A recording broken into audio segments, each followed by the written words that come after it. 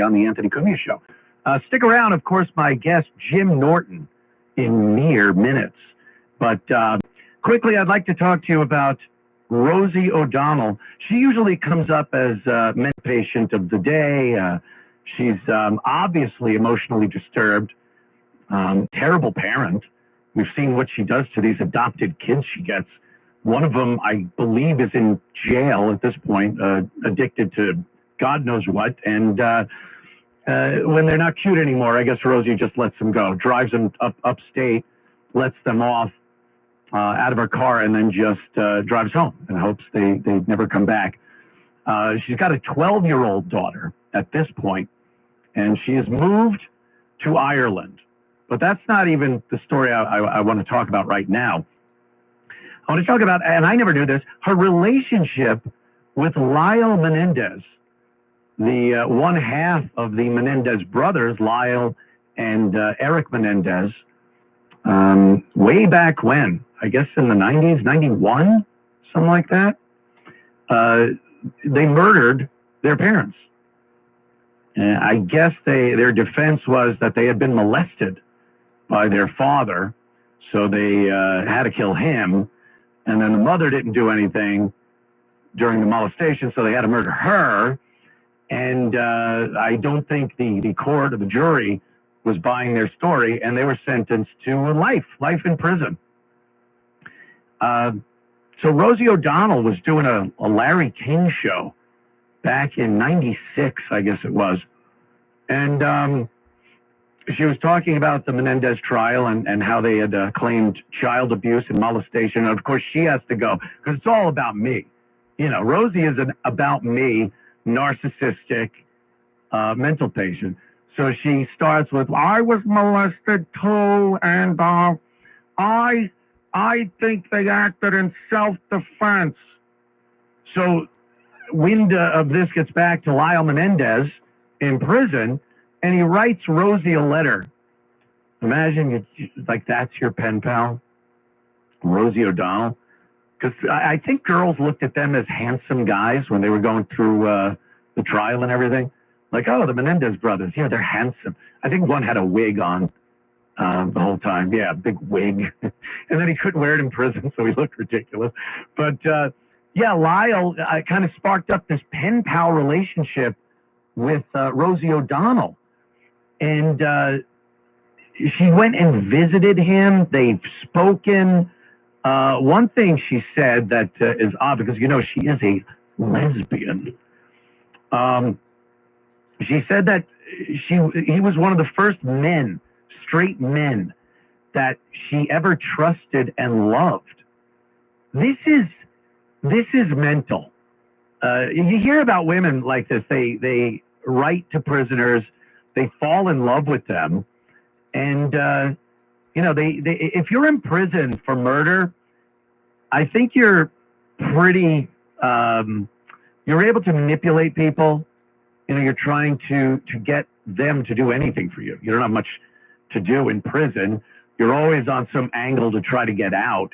And I guess they thought, especially back in the mid-90s, that Rosie would have been a good vehicle for that. A giant vehicle.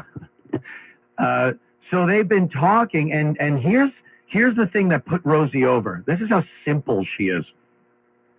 Lyle talked to O'Donnell about getting a dog for her son Clay through a prison program he was involved in. Now, I don't even know what this is. Like, again, her son had some kind of mental issues. She has an addicted daughter that's in jail. She has the son that has mental issues, and a 12-year-old that God only knows what the future is for that girl. She dragged her over to Ireland because she's got trunk derangement syndrome, which she's mental for that. I mean, she thinks, we'll talk about it a little later in the show with Jimmy, but she's got this idea that through Trump and his cabinet and administration, that people don't have rights. She thinks that people have been, their rights have been violated under Trump. I said, what? What rights? Oh, you mean the special treatment some groups were getting? Oh, that. So she's not I'm not coming back until they give everybody the rights. it's in the Constitution. They have their rights as Americans. So lighten up. Lighten up, Francis. So Laya Menendez said to Rosie, hey, get your kid a dog. That's brilliant. That's the greatest thing I've ever heard. And because she's such a simpleton and easily manipulated by a murderer, she fell in love with the guy. And they've had this relationship ever since. But women that get into relationships with men in prison are nuts. They are nuts. And Rosie's no different. She's been nuts for quite a while. There's been a lot of examples of why she's crazy. But I never knew about this one. And it fits in perfectly that she is absolutely bat crap, as I can say here. Yeah, stick around. We'll be right back with the Anthony Cumia Show.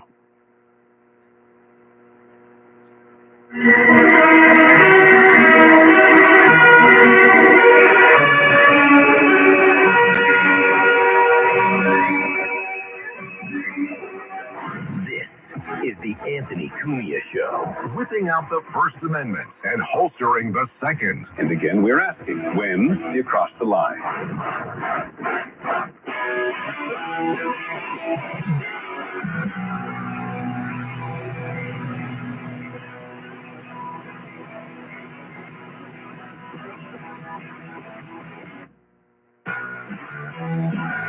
Oh, yes.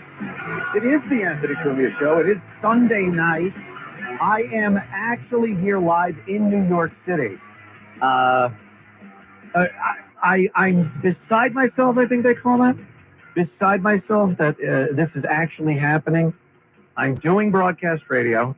I'm in New York City, and I have one of my favorite people here as a guest tonight. I thought he died in 1945.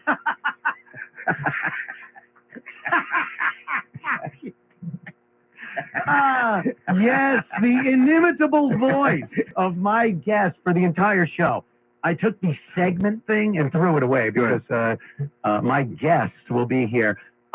Comedian extraordinaire, actor mediocre, and a good friend of mine, Jim Norton. Jimmy, Delighted. I am, like I said, I'm stunned that this is even a thing. It is crazy. We're on radio in New York again, and looking out the window at car. Like, it's so bizarre to be on regular radio in New York. It is, and I was thinking about that. The last time this happened was K-Rock. I think that was the last time we were on broadcast radio together.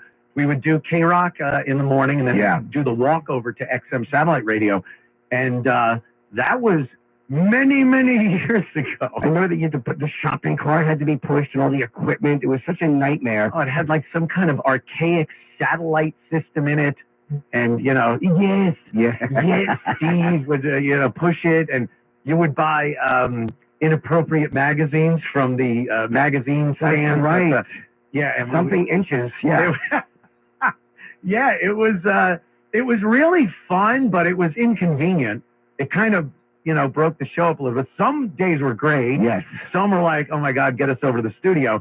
But Rich Voss used to stop at some of the restaurants along the way and do impromptu, spontaneous stand-up for people that, it's early in the morning. They're just trying to get their bagel and coffee. And they're like, sir, what are you eating there, sir? And the last thing they wanted was just to be teased by an abrasive man.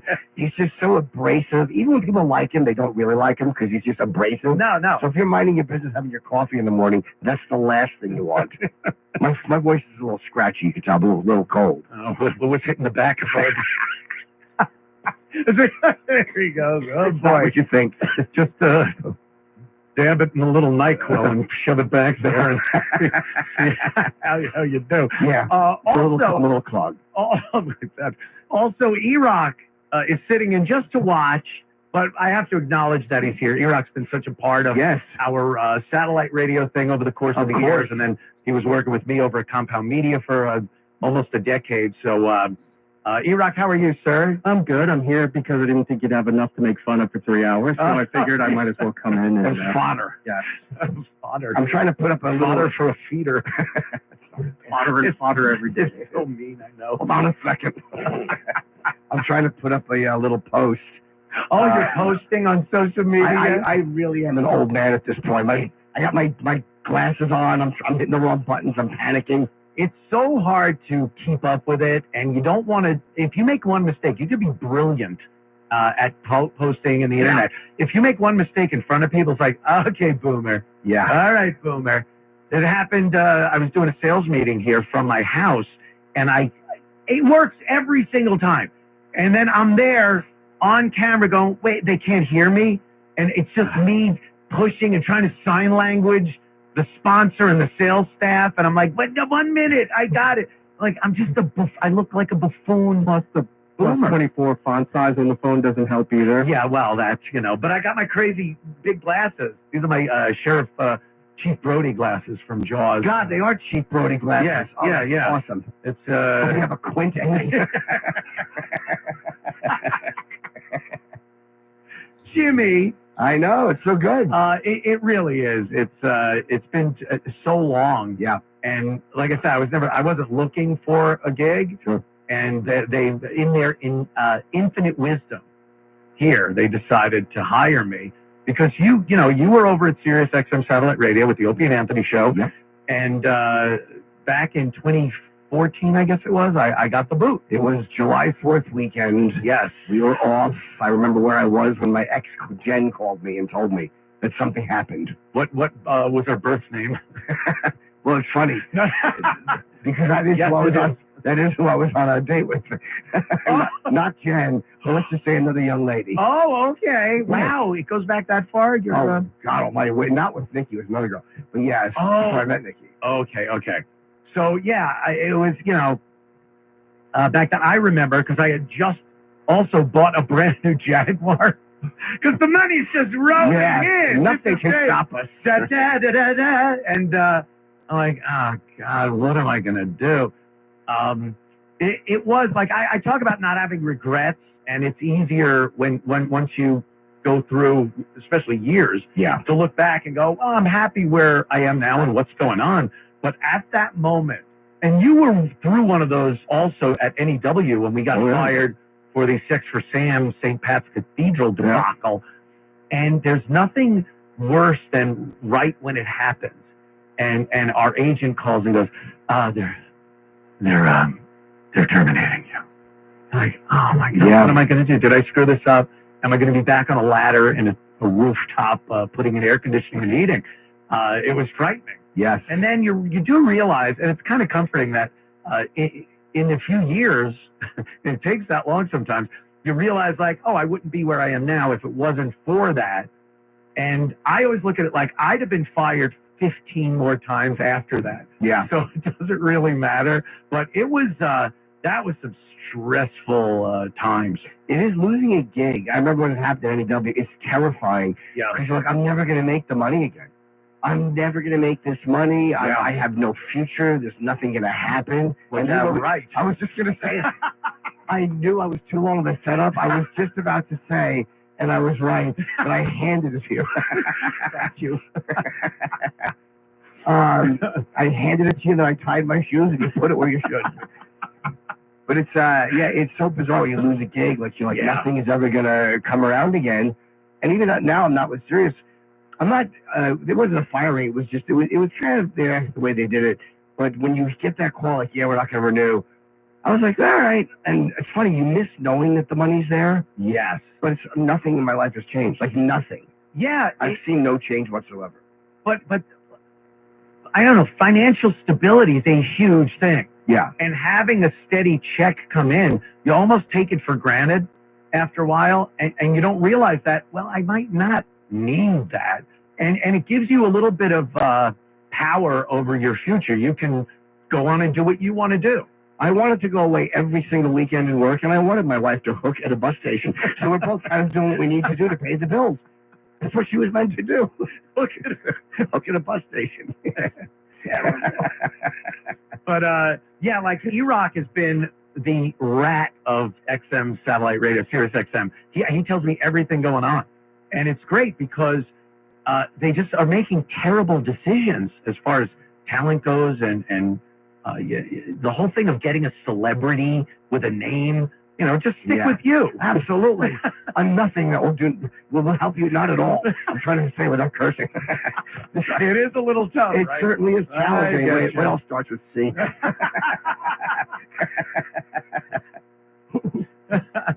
Yeah, but that's what I've noticed over the course of the years is like when we went there, it was such a change from radio, especially XM more than Sirius.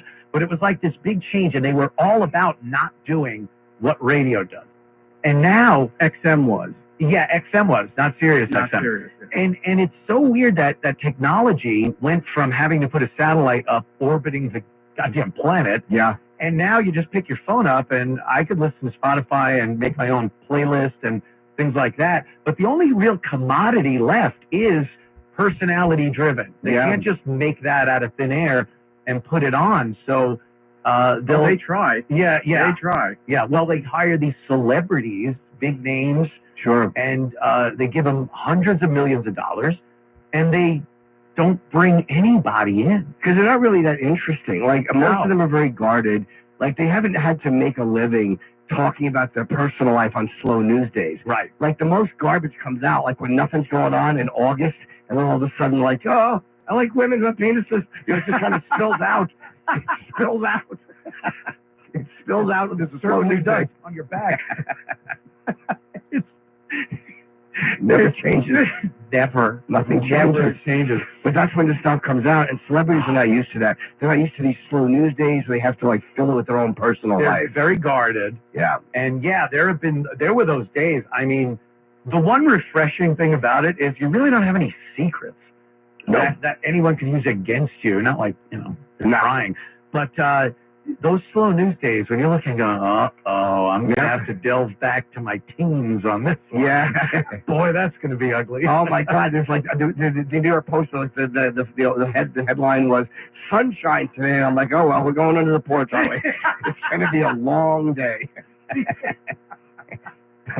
Yeah, you start talking about yourself. And I think celebrities that get these big paying gigs in broadcasting these days, they don't have that in them.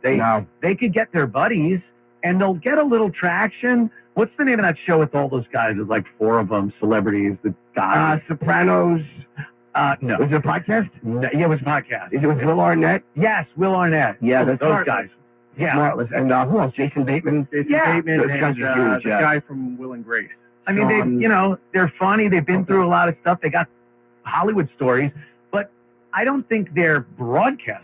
I don't think they have the ability to just talk about stuff that is kind of embarrassing. Sure. The ability to convey an entertaining story as a relatable person. I don't know. Yeah, they're probably just telling stories. Like, most times when they interview those people, and I'm not Will Arnett because he's funny, but like when they interview like an actor, and they say, how was the movie shoot?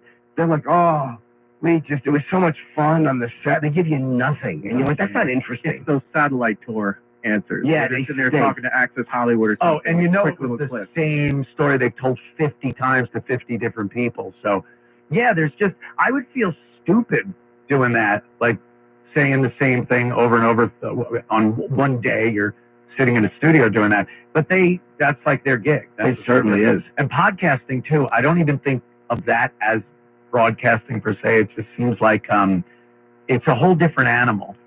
It is, and the one I started one right after because I was allowed to because there was no radio. Yeah. You got a no compete? Yes, I do.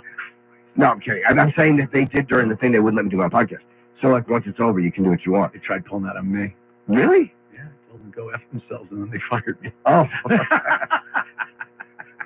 Yeah, I was doing the compound thing from the basement, and they had a problem with it. And then I went in and went, it's nothing like the radio show. Right. This is, again, I got 1945.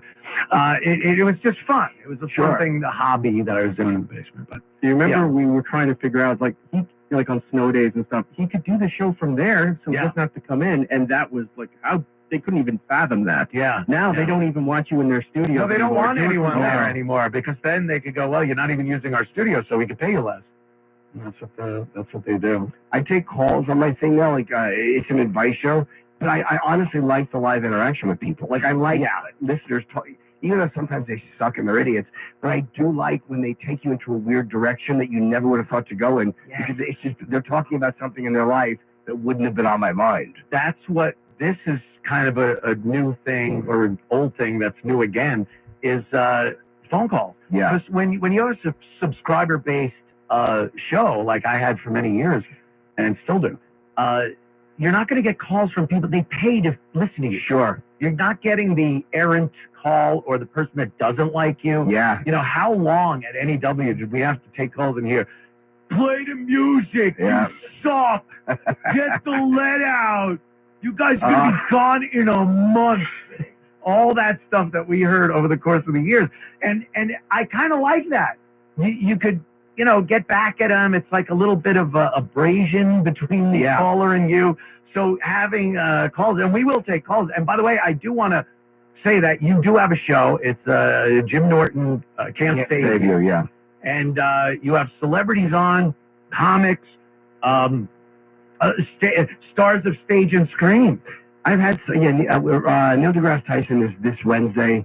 Oh, wow. He's a great guest. Yeah.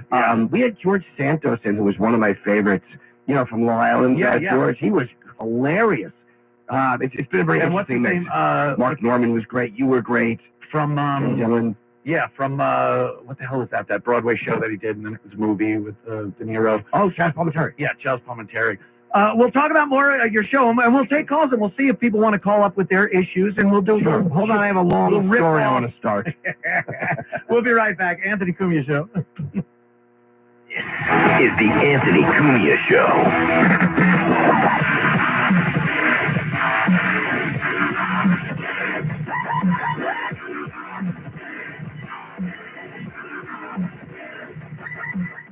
If you love talk radio, podcasts, and news, the C. Crane CC Radio 3 delivers exceptional spoken word audio. The clarity makes it feel like your favorite host is right there in the room. With separate bass and treble controls, you can tune the sound exactly how you like it. The CC Radio 3 pulls in long-range AM and FM stations with exceptional reception and includes emergency features like NOAA weather and the 2-meter ham band. It runs on the included power cord or set of batteries for over 170 hours. Reliable no matter where you are. With the CC Radio 3, you can listen to my show on your favorite radio station or stream it via Bluetooth from any smartphone or smart speaker. To order the CC Radio 3, call C. Crane at 800-522-8863 or visit ccrane.com/Frank. That's CCRANE.com/Frank. Use code Frank at checkout for 10% off orders over $75. Call now.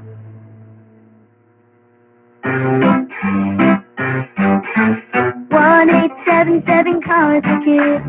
KARS Cars for Kids. 1877 Cars for Kids. Donate your car today. Donate today at carsforkids.org. That's cars with a K. Your car can be picked up as soon as the next day. Receive a tax deduction and vacation voucher. 1877 Cars for Kids. Donate your car today. Now accepting donations of land, homes, buildings, or any kind of real estate. Greg Kelly here with an urgent retirement warning. Even as President Trump stands up to China, billionaires are fleeing Wall Street, but I trust the experts at Colonial Metals Group to help you. So visit freegoldguide.com/Kelly or call 800-655-5186 for your free gold guide on how to bulletproof your IRA and 401k with tax-free gold. You can also qualify for a free home safe and as much as $7,500 in free silver. Once again, that's freegoldguide.com/Kelly. Listen to this podcast now On the Red Apple Podcast Network. Dominic Carter, City Hall. Kevin Hassett, talk to me about addressing inflation. What's the right way? Well, the wrong way we learned from Jimmy Carter and Joe Biden is to have the government spend recklessly and print money to cover the expenses. When that happens, you get inflation. Inflation really, really harms the country. And if you spend like crazy, then that's going to be a problem. What President Trump is doing is he, along with Elon Musk, have been leaders in finding the crazy things that we spend our money on and getting rid of them, and also working with Congress to have a reconciliation package, they call it, right, or a big budget deal, which is going to cut the heck out of spending, but also increase supply. So President Trump is really, really putting the pedal to the metal on supply, and he's cutting government spending as well, and that's going to get inflation under control. Download all of Red Apple Media's podcasts right now through your favorite podcast platform.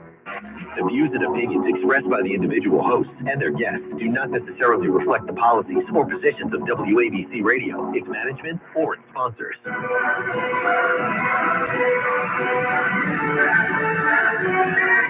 It's the Anthony Cumia Show.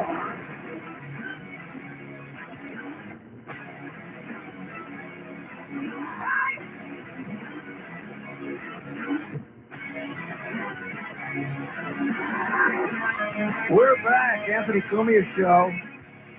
A great Sunday night because my good friend Jim Norton is here. Yeah. And we were just talking about what you're doing now. You got Jim Norton Can't Save You. Yeah. And I was on it. It was great. I had a great time with you. And it's a little strange in that you do actually give people sound, or at least, you know, as sound as you can. The best I can do. We all know my limits. Yeah. But most people would think like every single call is going to be a joke, or, you know, you got to crap on the guy or something.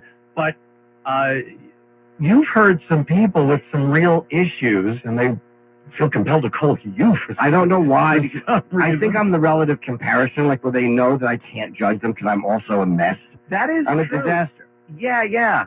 I guess people in therapy, they look at a therapist or a psychologist or what have you, and they got to be like, oh, the person actually went to school, got a degree, so how could they possibly relate to me? Yeah. And then, you know, a piece of garbage like you. 100%. Or me. They know. I get it. You and I have both scraped the bottom of the barrel with our teeth.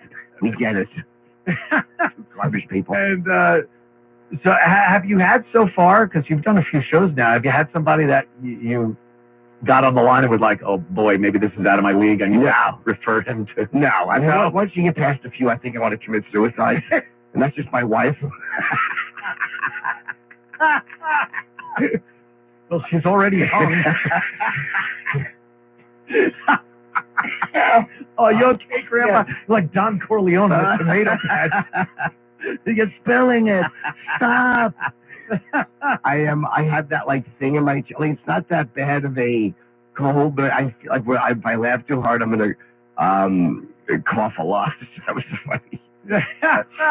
I remember that. Yeah, Freddie Mercury had that. Yeah, he certainly did. But at least he had fun getting it. I just talked to a comic at the cellar. Oh, apparently, yeah, Freddie Mercury. There's a picture of him in bed with like 5-10 guys. And really? Whenever you see Freddie Mercury, because there's a lot of documentaries and stuff about him, and you're looking and you just go like, oh, that must have been where it happened. Here's my impression of every guy who was ever with Freddie Mercury. Let's teeth. Giant teeth. He certainly did. Got the yellow and black lines on his painted on his lips like a hopper and a wood chipper. Please steer clear. All right. Yeah, this is a quick one. Yeah, so you got that going. Where can people get that? Just on YouTube. It's YouTube, Jim Norton Comedy, or go on the Apple Pods. Where are you going to get your stuff? It's fun. Who'd you have there too? Mark Norman. Mark is great. Isn't he funny, man? Tim Congdon is this week. He's brutal, and in a good way, in a very funny way. I went down to Austin and taped a few guys. They've all been fun. I really love doing it. I love it. I always, I don't know, I kind of have a problem, girls that have had puberty.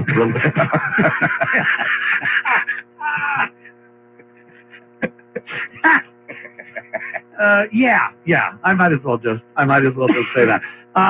Quick break right here. No problem, my Jimmy. And we'll be right back after these words.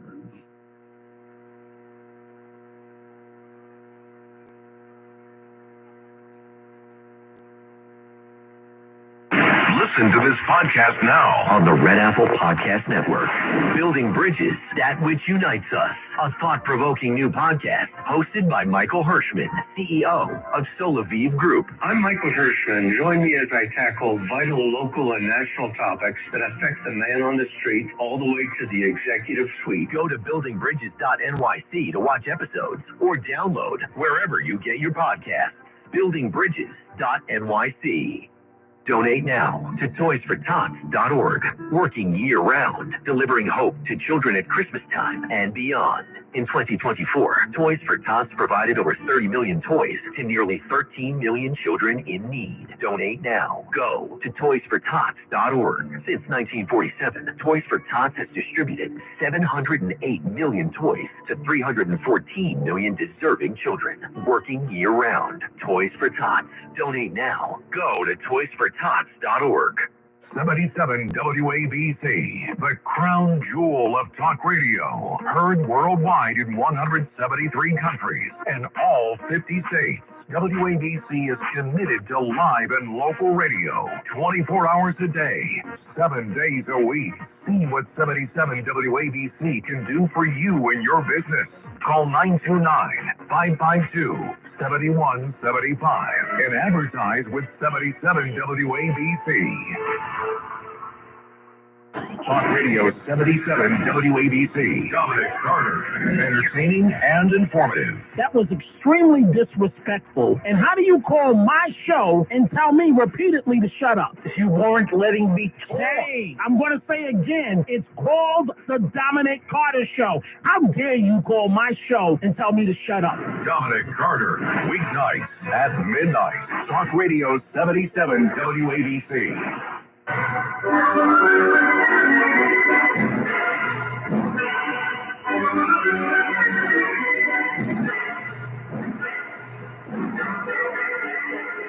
Whipping out free speech. It's the Anthony Cumia Show.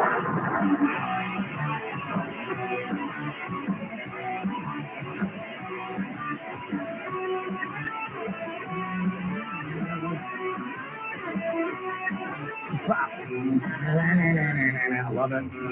The Anthony Cumia Show. What a wonderful Sunday evening in New York City. I came here Thursday afternoon, and the first thing I was greeted with was a news story about the wonderful subway system and what goes on in it. Do you got that clip? Can we play the news clip about the guy on the subway? If you have it available. No? Yes. Yes. Say this man performed sex acts on another man who died on an R train. NYPD officers responded to reports of a body on that train at the Whitehall subway station just after midnight. That was yesterday. When officers looked at video from subway cameras, our police sources say they found the man in the yellow hoodie there sexually abusing the corpse, stopping only when passengers entered or exited the train. Police say that man had been dead for several hours before that vile attack. Vile. I mean, I back the guy who did it. That, to me, he had the courtesy to stop when people got on and off the train. He wasn't bothering anyone alive. Isn't that I find that the most horrifying part of the story is that if it was a nut, that it's a plain nut, he'd have been having sex with a corpse, and then people come in, who cares? I'm crazy enough to have sex with a corpse. I'm not going to care who watches. Right. But he cared. He knew it wasn't right. He was responsible. He wanted privacy. That's great. He wanted privacy. He knew he was being a bad boy. But I'm like, naughty He was being very fresh. How the hell does New York get to that point? And I mean, we've all been through, we harken back to the old days of the 80s and 90s in New York City. The subways, it was just pandemonium. And I don't ever remember hearing a story like that. It was muggings. It was, Bernie Getz, the subway gunman, had to pull out a gun, and a crime, the mafia, they were making hits all over the place. I can't recall a man having sex with a corpse on the MTA. Well, let me ask you, there's a lot to the story I want to know. Did he die before they started, or had they started, and then he had a heart attack, and the guy's like, your obligation is until the end, we're going to do this until I'm done, and these people keep getting on and off. And this is my last time with you. I do like how you're trying to justify it. 100%. Maybe. Yeah, why not? Once you die, let people do what they want to your corpse. If cares. If he was dead for a couple of hours already, I can't imagine the guy going at it for a couple of hours like that. So I would assume he walked in, the guy was dead, because he robbed him too. That came out later in the story. Oh. He robbed the guy. And, by the way, other people had robbed him previously. So this dead guy, it just shows, like, I am so glad I got out of this. So other people robbed him, but then he's like, let me see if they did this. And he slid his pants down. He's like, I'm getting the first crack at this. Oh, a virgin. Yeah, it really is one of those twisted things that just, it can only happen in a city that has gone so far down the toilet. Sodom and Gomorrah. Yes, Sodom and Gomorrah. And people will say, you walk around, the odds that something's going to happen is pretty slim, but it does happen. It does, yeah. There's a lot of shenanigans, if I may language. Sure, yeah. They can dump that if they have to. Yeah, yeah. And you live here. You got a great place. Thank you. And I just wonder if you ever considered leaving New York. I know it's very important to your work. Yeah. But did you ever consider? Not really, no. I mean, I could probably get a nice house if I wanted one in Jersey or whatever, but I would miss being here. Like, I love being here. And sometimes my wife will go, I want to get a house. I'm like, no, you don't. Oh, gee. You would hate it. She'd be so panicky about it. She's not a homemaker. She'll put on like a microwavable dinner and then go on her computer for 8 hours. Like, that's not a trad wife. Is that like, because I watch your show and I see clips that are posted on Instagram about you and Nikki, and it seems like there's a lot of like shopping that goes on. Yes. You get a lot of Amazon boxes. It's insane. If I go home and there's no boxes, I'm like, oh, my wife must have died. Like, she's probably dead upstairs. Maybe I'll drop off in the subway. Well, you also expect no box. Right. But no, because same thing. I come home and there's just boxes at the door, boxes. And down in South Carolina, you burn, the boxes along with the crosses. But they got a fire pit and just burn them. I don't wrap them up and send them to the garbage man. And it is an inferno because there are so many boxes, and 1% of it is me. Yeah, and what she does, and why she's such a sneak, is she has an account and I have an account, but she knows that my accountant checks her credit card. That's good. It is good. Yeah. Until she figured out how to order offline. So I see all these things that are Jim Norton, but they're lip liners. And then I'm like, it's just, she's doing it like to beat the system. So my credit card goes higher, but she's like, look, I only spent $1,000. These are Maxim condoms. They're not mine. They're Magnum. They suck. They suck. Ugh. I'm going to drink Maxim. Magazine. Oh, Uncle Anthony. What are those? The Maxim? The Maxim sizes. Screwed that up. That's all right. No, I know, but it's an unfixable. Oh, because I knew what you meant, but it didn't matter. There's just no way to fix that in post. There was years ago when we were doing the O&A show, and before you came on board, screwing up or bombing was a nightmare. It was something that we would just not want to acknowledge. You look down, you plow ahead, and the face you would make.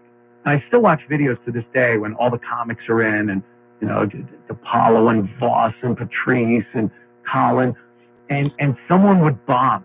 They'd say something that was not funny, and you got this look of joy on your face. Yeah, like smiling, nodding your head, looking at him, going, that tanked. There's something so satisfying about it. Like, I truly do love unfunny things sometimes. Yeah. Like, I 2 sets last night I had. Neither were particularly good. I didn't bomb on purpose, but it just wasn't going well. Right. And I was just really enjoying it. Like, this is not going great. I'm trying this stuff out. That's weird. I would understand if you're watching someone doing that, but you yourself are kind of chuckling that you aren't going over well. I told the audience, like, this one's my fault. I'm like, you're a nice crowd. I really have let you down. And I meant it. I wasn't angry at them. I was just kind of being a little self-indulgent, and I couldn't find anything funny. So I just told them, like, I know this sucks. You've shown some masochistic traits over the years. Sure. Tonight. Yeah. Doing this show. Yeah, but I never thought, like, if you're up on stage, because anyone would imagine if you're up on stage, especially as a comic, you just want to kill. You want to, do great. And I'm sure you want to, but you don't, like, that doesn't terrify you if you're bummed. No, I mean, I started the set with the best of intentions, and it just wasn't going where I wanted it to. And then you kind of embrace it and go, all right, let's see if I can just try this or try that, or just kind of enjoy this weird moment that I'm having and acknowledge it. You make something out of it. I didn't change instead. It wasn't going well, but I couldn't figure it out. Some comics like Big J Ogerson is so good at crowd work. He's great at it, yeah. And anytime I watch you, it seems like you only do crowd work when something happens that dictates you need to talk to. Or if I'm in the mood, crowd, or in the mood, Yeah, I'm usually not in the mood. Like, I feel so much better if I get a laugh doing something I want to do.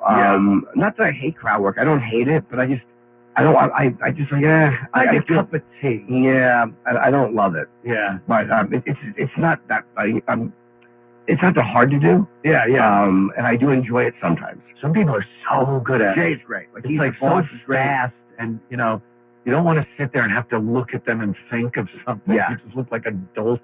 Voss is, I say Voss. He's adult. He's adult, and yet the fastest at crowd work. He is really good. Because he can be mean so quickly. But now him sitting in a chair on stage, he's so one of the legs off. I honestly, I don't blame you, because it is angering. But he's been doing that for years. Like, Voss goes through phases. Like, where he'll sit, where he'll stand. It's the same height either way, which is kind of odd. But he's gone through that thing where he would just sit. Yeah. And he went through that for a long time, and then he stopped, and he started again. Yeah, I'm not quite, I don't like the sitting thing. It's kind of Bill Cosby, Sure, those other things about him you love. I'm going to say he wasn't a whip getting girls, but the UFC thing. I know you're a huge UFC fan. Love it. Some of the greatest segments were when we have UFC guests on the O&A show, and they would do moves on you. Yes. They would put you in various holds and locks and choke holds, and you would tap out and make horrific noises like you were dying. Getting choked, Again, a little masochistic. Yeah. But you're a fan, and UFC last night in Miami. It's great. And Trump showed up. Yep.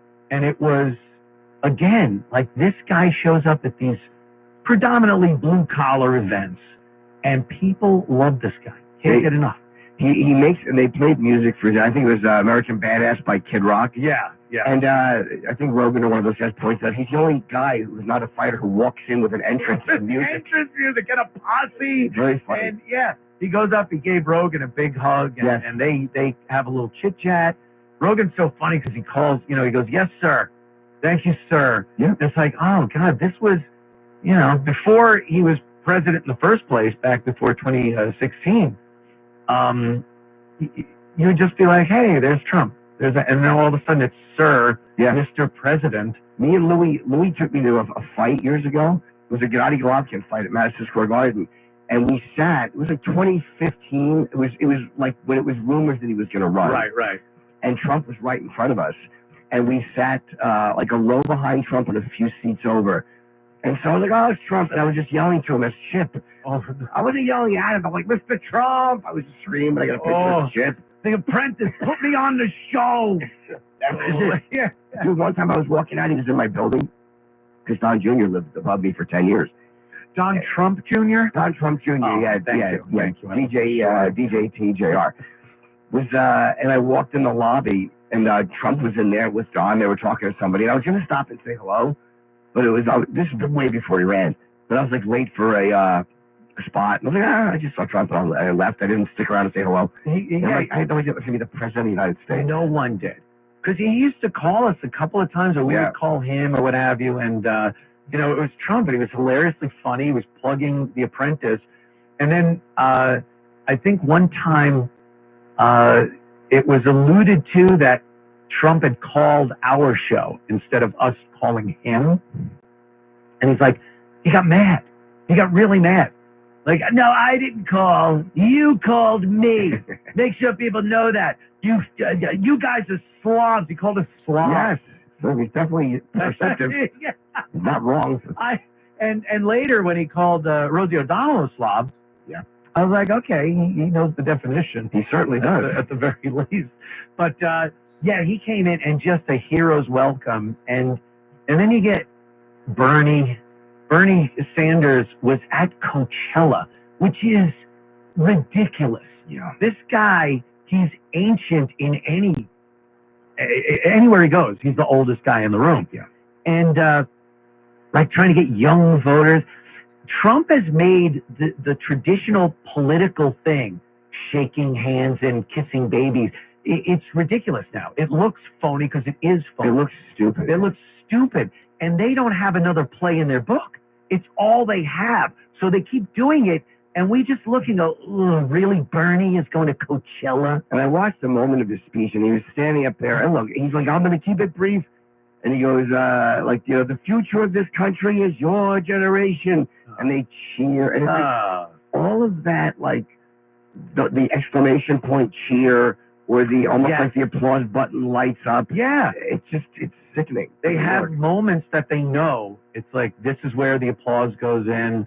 I'm going to say stuff, and then they contradict stuff they said. Maybe back in, the olden days, you'd have to go to a library and go to the periodicals, and, he said that. That's the opposite of what he just said today. Now you could just pop it up on your phone and see them completely contradict themselves in HD video. Well, years ago, the two things you didn't have working hand in hand, autism and Twitter. Somebody flashed all those clips. It is right true, man. Oh, man. It's been like, oof. Not a good thing for humanity. Or for, like, politicians, they'll catch all these guys saying things and put saying. Remember when he said this, and then they show all of them saying that? And that didn't make sense years ago. Years ago, I'm going to the microfiche, and I'll find what he said 20 years ago. Now it's all out there. But I want you to listen to Bernie here at Coachella, man. And it just sounds so phony and typical politician, and he's talking to a group of people that they don't care. They don't care.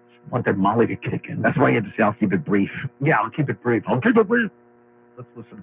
This country faces some very difficult challenges. Does it? And the future of what happens to America is dependent upon your generation. 1969. Now you can turn away and you can ignore what goes on, but if you do that, you do it at your own peril. We need you to stand up to fight for justice. No, shut up. First of all, you can't turn away and ignore Fight for economic justice. All kinds of different justice. Social justice. And racial justice. Now we got a president of the United States who... Do they not like Trump? I agree. He thinks that climate change is a hoax. It is. He is dangerously wrong. And you and I are going to have to stand up to the fossil fuel industry and tell them to stop destroying this planet. As they burn Teslas, as the same people burn the most successful electric vehicle company, which is what they were saying, you don't want fossil fuel, we got to come up with something. So you get these Elon Musk and Tesla, and what are they? They don't know what they're talking about. They always seem like they're mentally ill. And they're carving swastikas on, which, a lot of us had to pay to have done.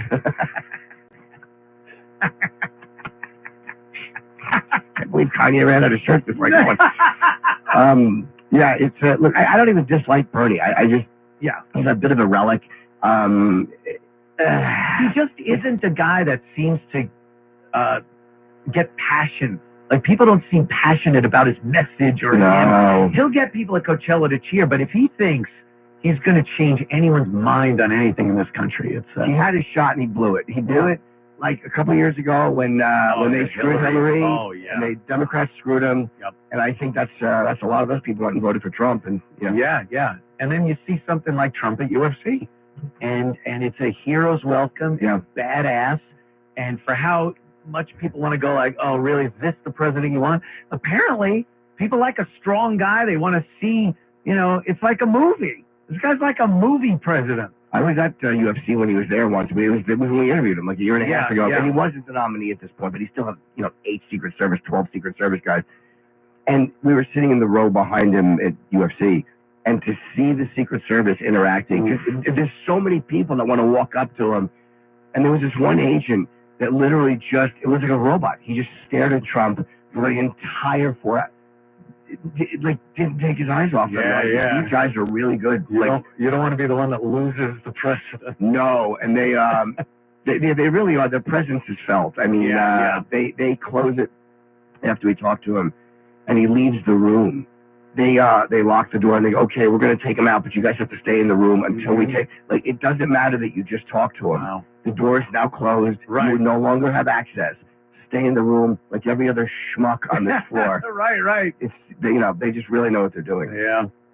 We'll take a quick break and we'll come back with my good friend Jim Norton. And Iraq. And Iraq, wherever he went. Allegedly eating the pizza in the kitchen. It's the Anthony Cumia Show.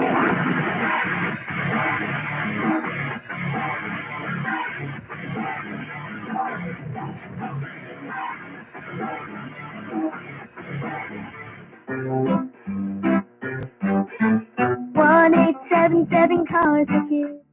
Let me lower that down for a minute. Yeah, I'm trying out Nightbot. I have it running. It's just that I'm just trying it out. I'm thinking about doing a 24-hour live stream, and somebody got to be on to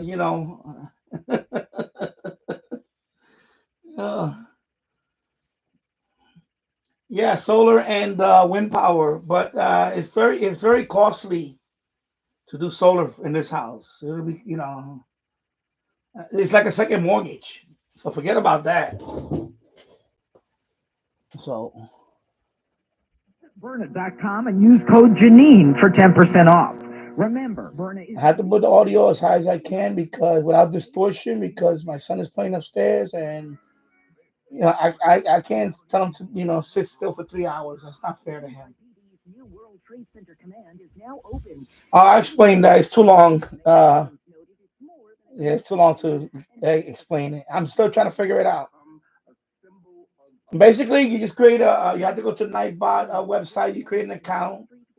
But in my case, I have to, when I create the account, I just link it to my channel, give it permission, and then they have commands in there. And you have to make them a mod. So you have to sub to. It's too long. I don't want to miss any. It's not difficult. It's not. It's just that I have to do custom commands and stuff like that.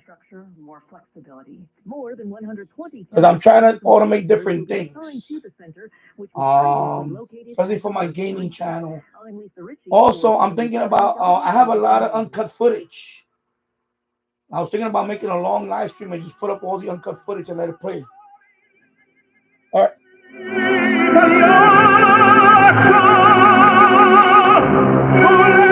It's the Anthony Cumia Show.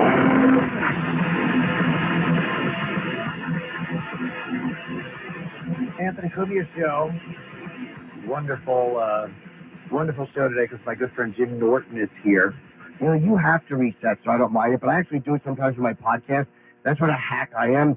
Like it's like on the radio, people tune in randomly. Right. Yeah. So I'm doing a podcast. I'm like, hey, call up if you want. You're talking to Jim Norton or whatever. I'm like, they know who they're talking to. No, it is. There's a big difference between podcasting and radio. And I've been doing podcasting for so long, I kind of forget. Like, I just yap for an hour and a half on my show. Yeah. I don't care, like, where the breaks go or anything. And now you got, a room full of people looking at you, breaking things. Break! It's time for a break. Oh, yeah, the break thing. Oh, okay. Yeah. Where is E-Rock, by the way? He just disappeared. I don't like it. He disappeared after we were asked if we want pizza. You think he's waiting by the elevator with a feed bag under his mouth. Sitting pretty with his paws up. I'll take this. He just tips it. It's just, open the box, it's just eating crust. No, he'd eat that too. Yeah, who am I trying to kid? You're like, where's the box? You see a little piece of box in his mouth. Gosh, I know you wouldn't. What's that? I can't laugh too hard. It's crazy. Oh, no. Did my voice sound terrible? No. Oh. It sounds sultry and sexy. Oh, here he is. Thank you, Eric. E-Rock. That hurts. Yeah, we were talking in the break about, I did a quick video about Gig Young. Yeah. And New York's an amazing place. there is so much history, and it's all different. You know, you could do things on any topic and find landmarks or stuff like the New Yorker Hotel is where Tesla lived out the last years of his life. He was in his 80s, and he was just alone in a room. This guy is responsible. Look around at every technology we use. Tesla was absolutely integral in making that. Edison ripped them off. Robin. Edison ripped me off. What year did he die, Tesla? I think it was the 40s, just before, after the war, something 44, around there. And the story is he used to go into Bryant Park from the hotel and feed pigeons, like an old cartoon. He would sit on the bench, and he was in love with one particular pigeon. In love with it? In love. And he'd feed it and love it. Well, not, you know, in that sense. Do you think he just loved it as a pet, or did he have like a weird sexual vibe for it? From everything I've read, it seemed a little more than just, hey, I like this pigeon. He's cute. What's the difference? And why would you assume it's a he? You know?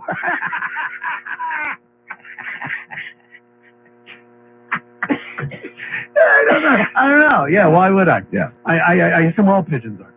So he would do that, and then he'd go back to his hotel room at the New Yorker, and they have like a plaque dedicated to him, and they have like a kind of a really small room with some interesting facts about Tesla. But this guy was the guy. Every bit of electricity we use is because Tesla came up with alternating current, and Edison was like, direct current is the way to go, and it just wasn't. What's the difference? They still, direct current can't really, you can't really transmit that power over great distances. Is that AC/DC, right? Yeah. Okay. So there, you would know that. I certainly would. Because of the band. Because of the band. Not because of the mouth choices. When you put that to so you can't really transmit DC over long distances. And AC, he was like, and they were like, well, it's impossible to do alternating current. And he came up with it. And then Edison stole his patent, and because he was with General Electric and they had lawyers and everything. So he just ended up being this destitute old man dying at a hotel on 8th Avenue in Manhattan. How do you afford a hotel, do you suppose? I don't know. I think he had some relatives that just were paying for him because he was really feeble at that point. But just a brilliant man. And like, that's an interesting story. Yes, it is. So you go around and there's plenty of things to do. So I found the Osborne apartments. And it's right across from the WNEW studios we used to go to, across from the Brooklyn Diner on 57th and 7th. And Gig Young, he's in one of my favorite Twilight Zone episodes. He goes back to his hometown, and he sees himself as a little child, and he's trying to convey to the kid, like, please enjoy your childhood, because he's a business guy. He's burnt out. His life is terrible. And he wanted to stay. And then his father told him, like, you got to go. Like, this is for him. He's a child. He wound up blowing his wife's brains out and blowing his brains out in this amazing hotel, the Osborne, on the corner. So I just did a quick break on that. It got like 20,000 views in no time. As you're saying that, I never thought I could envy Gig Young. I'm looking it up as you talk. That was like 1978. Yeah, 78, which is weird. He did a few movies. He was supposed to actually be the Waco Kid in Blazing Saddles, but he was so drunk that Mel Brooks fired him. He was supposed to be the voice of Charlie in Charlie's Angels, and he was so drunk that he got fired. And then he blew his wife's brains out. Pretty funny. That was like his third month of sobriety. He finally has clarity. It's the Anthony Cumia Show. 77 WABC.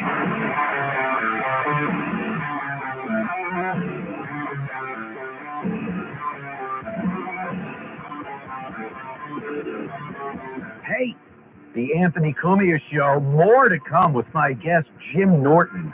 So don't go anywhere. A little local story. Jersey.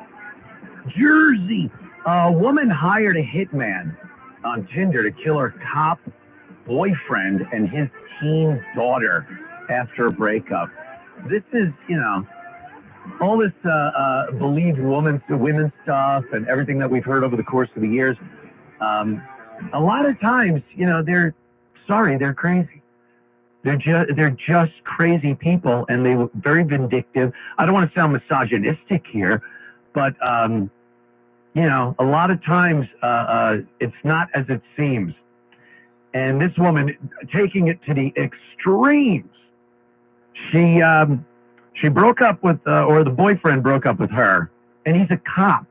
It's not like he's just going to put up with this nonsense. And she does something that I've always found amazing. Tries to hire a hitman. Do people really think that this is a thing? That you can hire a hitman, especially off of a dating app, Tinder? First of all, the guy's just going to yes you to death so he can bed you down. Are you a hitman? Yeah, I'm a hitman. After I hit that, yo. But he apparently was not a hitman. By the way, they're never hitmen. Understand something about the internet. It's never a 16-year-old, and it's never a hitman. It's always a cop. So don't ever think you're talking to who you think you are when you're trying to do something as illegal as hire a killer. Maybe that Luigi guy, that guy that shot the CEO of United Healthcare here in New York, maybe he would have been a hired hitman. He seemed the type, but even he wasn't. That was his own personal gain, killing that CEO. So I don't think they really exist. You watch too many movies. So she tries to hire this guy, and the guy instantly calls the police. Because, of course, if you're trying to go out on a date and some woman wants you to kill her ex-boyfriend, you're going to call the cops. So he did. I don't even know why she approached this guy. He ended up calling the cops, and they made a deal. She met with the informant in North Black Horse Pike in Gloucester Township and provided the informant with $500, righteous bucks. And after the money was exchanged, Diorio, her name is, what's her name here? Yeah, whatever. Her last name is Diorio. What's her first name? Doesn't it say it right there somewhere? Anyway, Ms. Diorio was arrested. Of course she was. Taken into custody, and she was found in possession of a bottle of suspected Alprazole, I guess Xanax. An affidavit obtained by Philadelphia television station revealed the informant met with Camden County Major Crimes Unit detective in early April and reported that Diorio had been adamant about killing her ex-boyfriend. So she was serious about this. I would think you would just imagine like, yeah. You say, I want to kill that guy. But I guess she was being pretty graphic and serious about it. In late 2022, prosecutors said the policeman's house was vandalized with a Molotov cocktail, and that over the summer of 2024, Diorio had filed a temporary restraining order against him. But that was later dropped. Yeah, this is what they do. It's very, very vindictive, very angry and spiteful. And it usually just goes that far, you know. The Philadelphia officer told Jersey police detectives that he and Diorio broke up March 6th, 2025. So it wasn't even a month later that she gets arrested for planning to kill this guy. While arguing the hairdresser was a threat, assistant prosecutor revealed some of the evidence in the hearing. He said in a recorded conversation with the informant, with the man that she asked to kill her husband, she replied to him when he asked her if she really wants him to do this. She said, "Why the F would I want out?" Very coldly, she replied. So she was serious about this.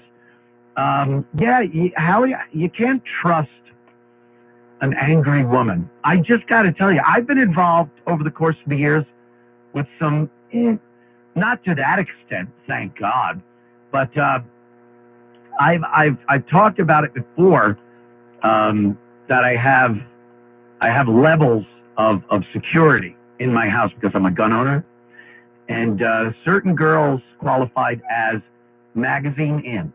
You could have your pistol on your night table with the mag in, just sitting there as protection when you sleep. Then there were some girls that were mag out, and you would have the magazine out, but within reaching distance, and not one in the chamber either. And then there were girls where you just take the mag out, hide the gun, don't tell them you have a gun, lock everything up, because, you know, they're a little batty. But us as guys, we're stupid, and you know what all guys want, and we're actually willing to take the chance sometimes on being murdered to hang out and maybe get some favors from some of these mentally ill ladies. We'll be right back with more of the Anthony Cumia Show. WABC New York and 107.1 WLIR-FM Hampton Bays. What does WABC stand for to you? WABC! For some people, Everybody knows it's always broadcasting, Carter. and for other people, Hello, Sean Flattery. My FTDX10 can pick the station up at night in Central Maryland. Cool. Yeah, there's a powerful station. Even down in Florida, I could pick up the station, but the problem in Florida, 770 is also a Cuban station. So sometimes I will hear Cuban station override it. But yeah, you can hear this all the way down to Florida. But I will get the Cuban station too at 770. Yeah. And hello, November 2, Charlie Oscar Delta.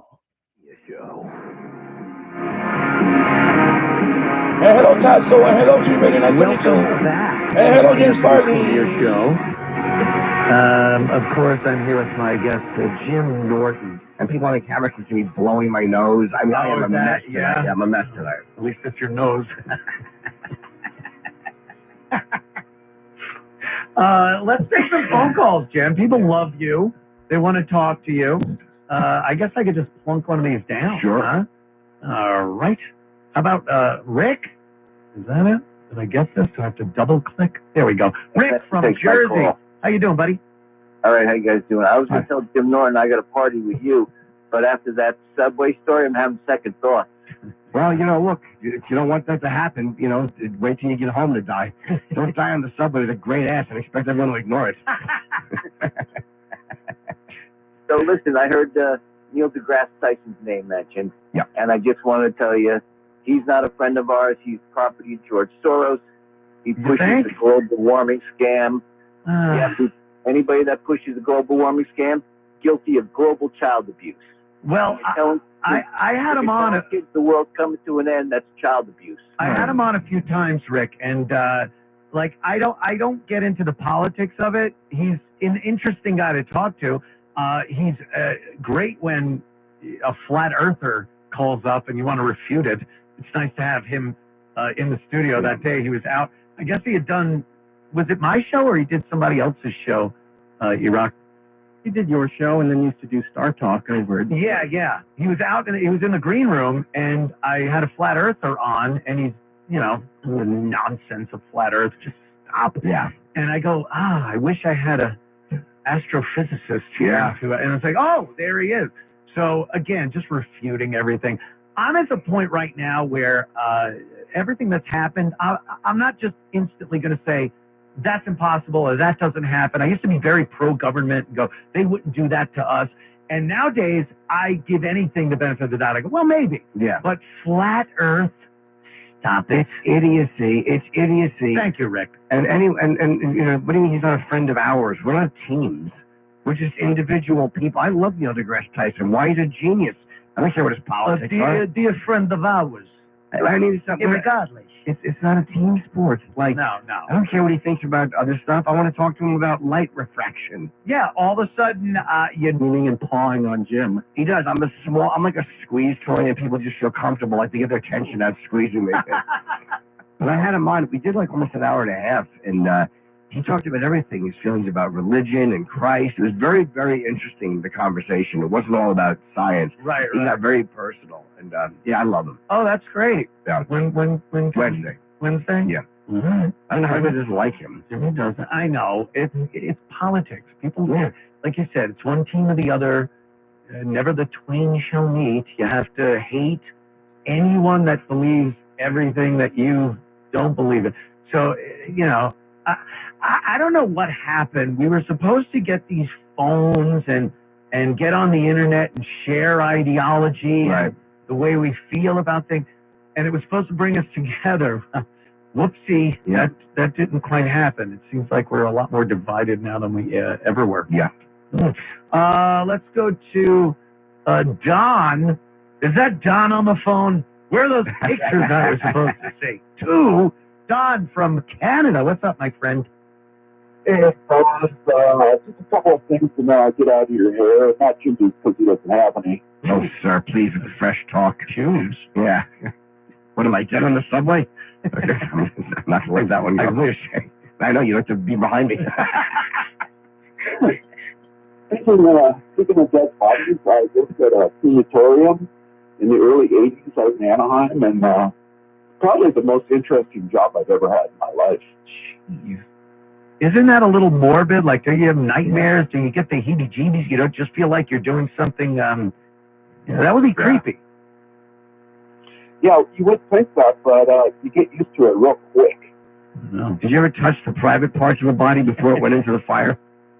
I wanted to say I didn't molest anybody except some of the Mexican groundskeepers. Why would you molest them? Why? Because they were alive. Oh, okay. Only right, well, that's all right. Then you're not weird. Yeah. Wow, that's weird. That's something though. Did you watch them as they turned into ashes? Oh, for sure. And the most interesting thing about it was after you sweep them up, you put them in this thing called the grinder. Right, because they're still bones. Grind them up. Oh, right. Yeah, people think is that what that is? I saw that on your phone. I was wondering. And then you have to reach down inside and clean like metal and stuff off of the screen, like pacemakers, hip joints, staples, and what have you. Right. Oh, wow. And then you don't give it any thought that it was a person and anything like that. They're just a product for you. No, I always thought that they were, and I handled them with the greatest of care, knowing that there was somebody's aunt or grandfather or what have you. Before you torch them. Right, odd. Yeah, right. Wrapping that little charm bracelet is just going into a fire. Won't be hugging her no more. All the little grandkids' names charred on the hearth. And you figure all the time that thing jingled as the hand went up and down, up and down. The interesting thing about the grinder was I'd pull out these little hunks of yellow metal that was really heavy, and they would tell me, just put that in the soap dish. And at the end of the day, the soap dish would just be full of this stuff, and then in the morning, it'd all be gone. What was it? You know what? I'm going to leave that to your imagination. Here's the last thing. Anthony, I want to thank you for introducing me to the great Chris Baldassano. I love that guy's karaoke. Yes, he does a karaoke. I love his karaoke on YouTube, Subdivisions. Yeah. Well, thank you, Don. I like Chris too, but it's not the Chris show. Thank you, Don. Yes. Let's take it easy, man. Very hurtful. Very hurtful. Mention Chris or the Anthony show. Very hurtful indeed. It's the Anthony Cumia show, for God's sake. I think I almost cursed before. Did you punch out? You dumped out of me? Did you almost curse? It was 2 letters of the F word. I didn't even get to the real crux of it. Oh, I didn't even catch that. Yeah, that's like a first. I'm gonna refute it. I'm gonna have him review the replay and see if I should have been called out on that. Oh, okay. You think sometimes I might panic? Yeah. I want to get back a little bit to the Hollywood celebrities and some of these. Of course. Yes, of course. Jim Norton's here, Hollywood. So you've been in a couple of. That's right. More celebrity talk. Spider-Man. Yeah. I think nowadays we look at Hollywood and the glitter and Tinseltown is definitely tarnished. Yes. It's not what it used to be. People don't have this adoration for celebrities anymore. They hate them. They hate them. Yeah. And I remember years ago watching The Tonight Show, Johnny Carson, these celebrities would come on and they never talked politics. It was, I'm opening in Vegas. I was hanging out with Jimmy. I was hanging out with this guy. And it was all fun. Yeah. And they never got serious. And then for some reason they started opening their yaps about politics and what we should be doing from, their gated house in Beverly Hills or wherever, Bel Air. And people started hating them. And then there's the other part with the supposed adrenochrome and the child abuse and all that stuff. And then I was looking back and thinking, what's adrenochrome, like child blood or something? Yeah, it's like supposed to be some kind of serum they come up with. And if you have to frighten the kid's got to go through like a living hell, and the adrenaline pumps into their Your system. rug must be covered in it.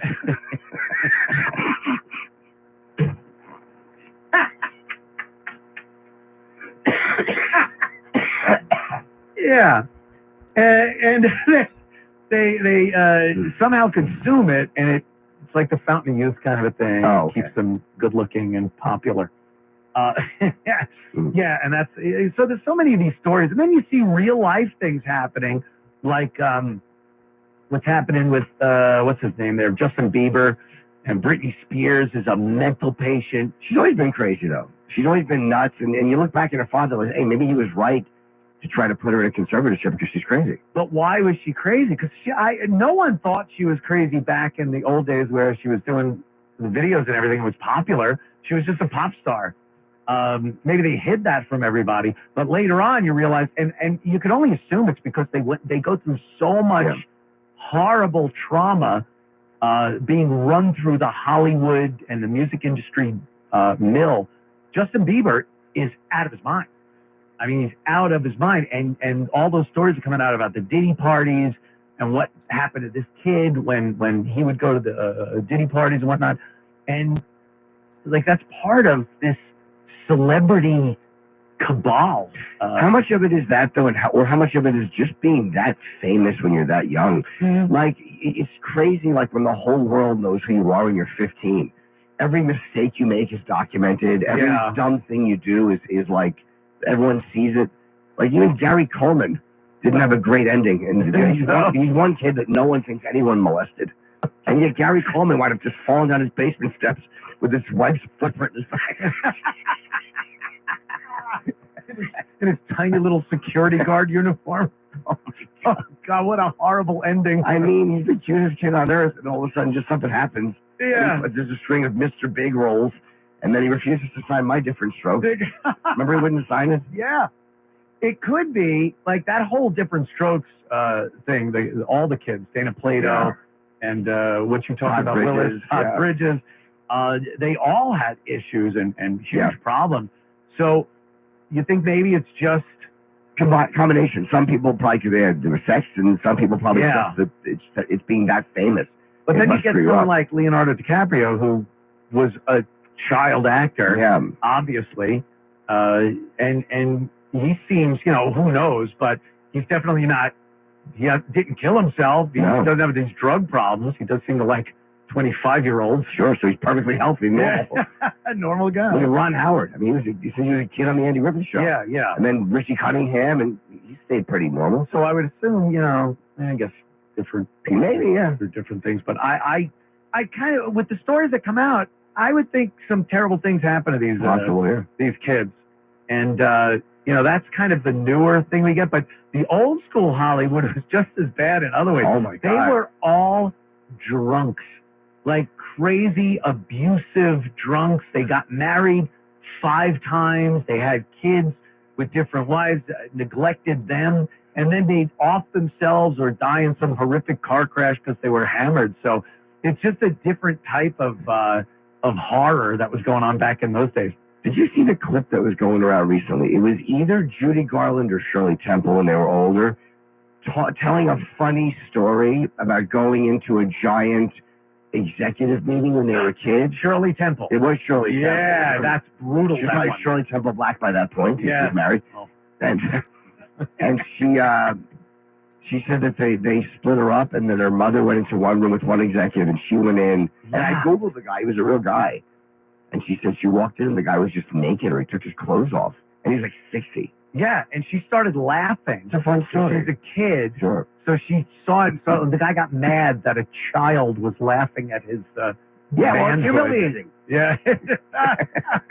But, you know, just terrible people. The casting couch stories, they all got to come from some element of fact and truth. And she was talking about it and laughing as an adult about it. Like, my mother said the same thing happened to her. Like, they just didn't look at it the same back then. Despicable people. Crazy. Come on in here. Yeah. Here's my penis.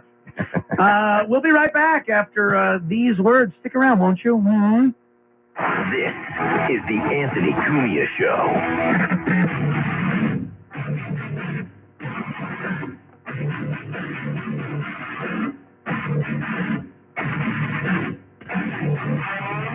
Greg Kelly here with an urgent retirement warning. Even as President Trump stands up to China, billionaires are fleeing Wall Street, but I trust the experts at Colonial Metals Group to help you. So visit freegoldguide.com/Kelly or call 800-655-5186 for your free gold guide on how to bulletproof your IRA and 401k with tax-free gold. You can also qualify for a free home safe and as much as $7,500 in free silver. Once again, that's freegoldguide.com/Kelly. Listen to this podcast now on the Red Apple Podcast Network. Building Bridges, that which unites us. A thought-provoking new podcast hosted by Michael Hirschman, CEO of Solaviv Group. I'm Michael Hirschman. Join me as I tackle vital local and national topics that affect the man on the street all the way to the executive suite. Go to buildingbridges.nyc to watch episodes or download wherever you get your podcasts. buildingbridges.nyc.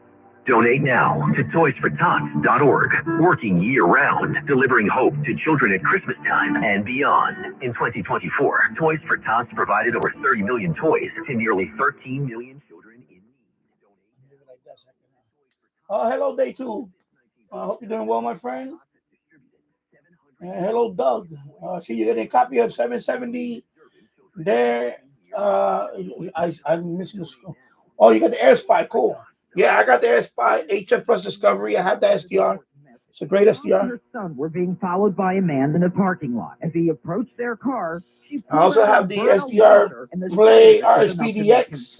Burnout gives you the power. But that is a great SDR. The Air Spy HF. That's what I have. The HF Plus Discovery. Peace of mind. Visit Burnout.com and use code Janine for 10% off. Yeah, I'm getting a big hum here because I think next week I might start in another room.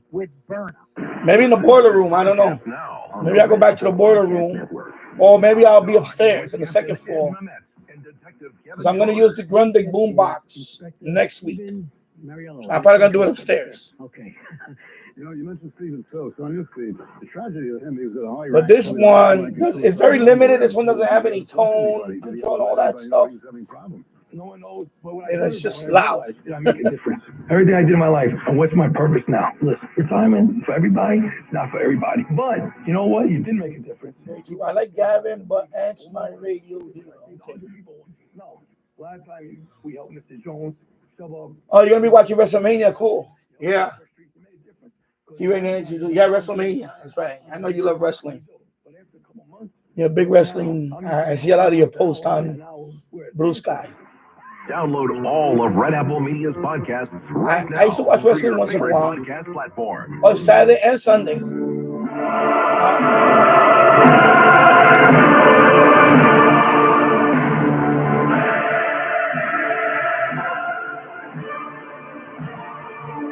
This is the Anthony Cumia Show. Anthony Cumia Show. That's me. On this Sunday evening with Jim Norton, E-Rock hanging out too, and having a lot of fun. I like my friends. Oh, this is great. I love it. Don't forget, Wednesday on Sid's show, Sid's morning show here, Donald Trump. We'll be talking with, you might have heard of him, the President of the United States. That's awesome, which is insane. Like, I remember Sid at NEW and, you know, Sports Guys. Sports Guys. And now he's talking with the president. The president actually, you know, I've heard some stories. The president really likes what he's doing and appreciates his work with the Jewish community here in New York. And, yeah, like, you know those Jewish ambulance that go around? Yeah, and not the ones that chase it. Those are lawyers. The ambulance. They dedicated one to Sid. They put his name on it, and that's like a big honor. And I saw some pictures earlier of Sid at his Passover Seder at his house. So Sid's great, and he's going to be talking with Donald Trump on Wednesday. So tune in the morning. That's great. Here for that. He's awesome. There's something else I wanted to get to. Oh, I was still talking a little bit about Hollywood because there was one other celebrity that I brought up that I looked at, Albert Salmi. This guy, he was a celebrity? Yeah, he's an actor, but he was in a lot of Twilight Zones. He was also, if you remember, in Caddyshack, he was Danny Noonan's father at the beginning, where he goes, I saw that. He goes, oh, I bought a Coke. He goes, what are you, diabetic?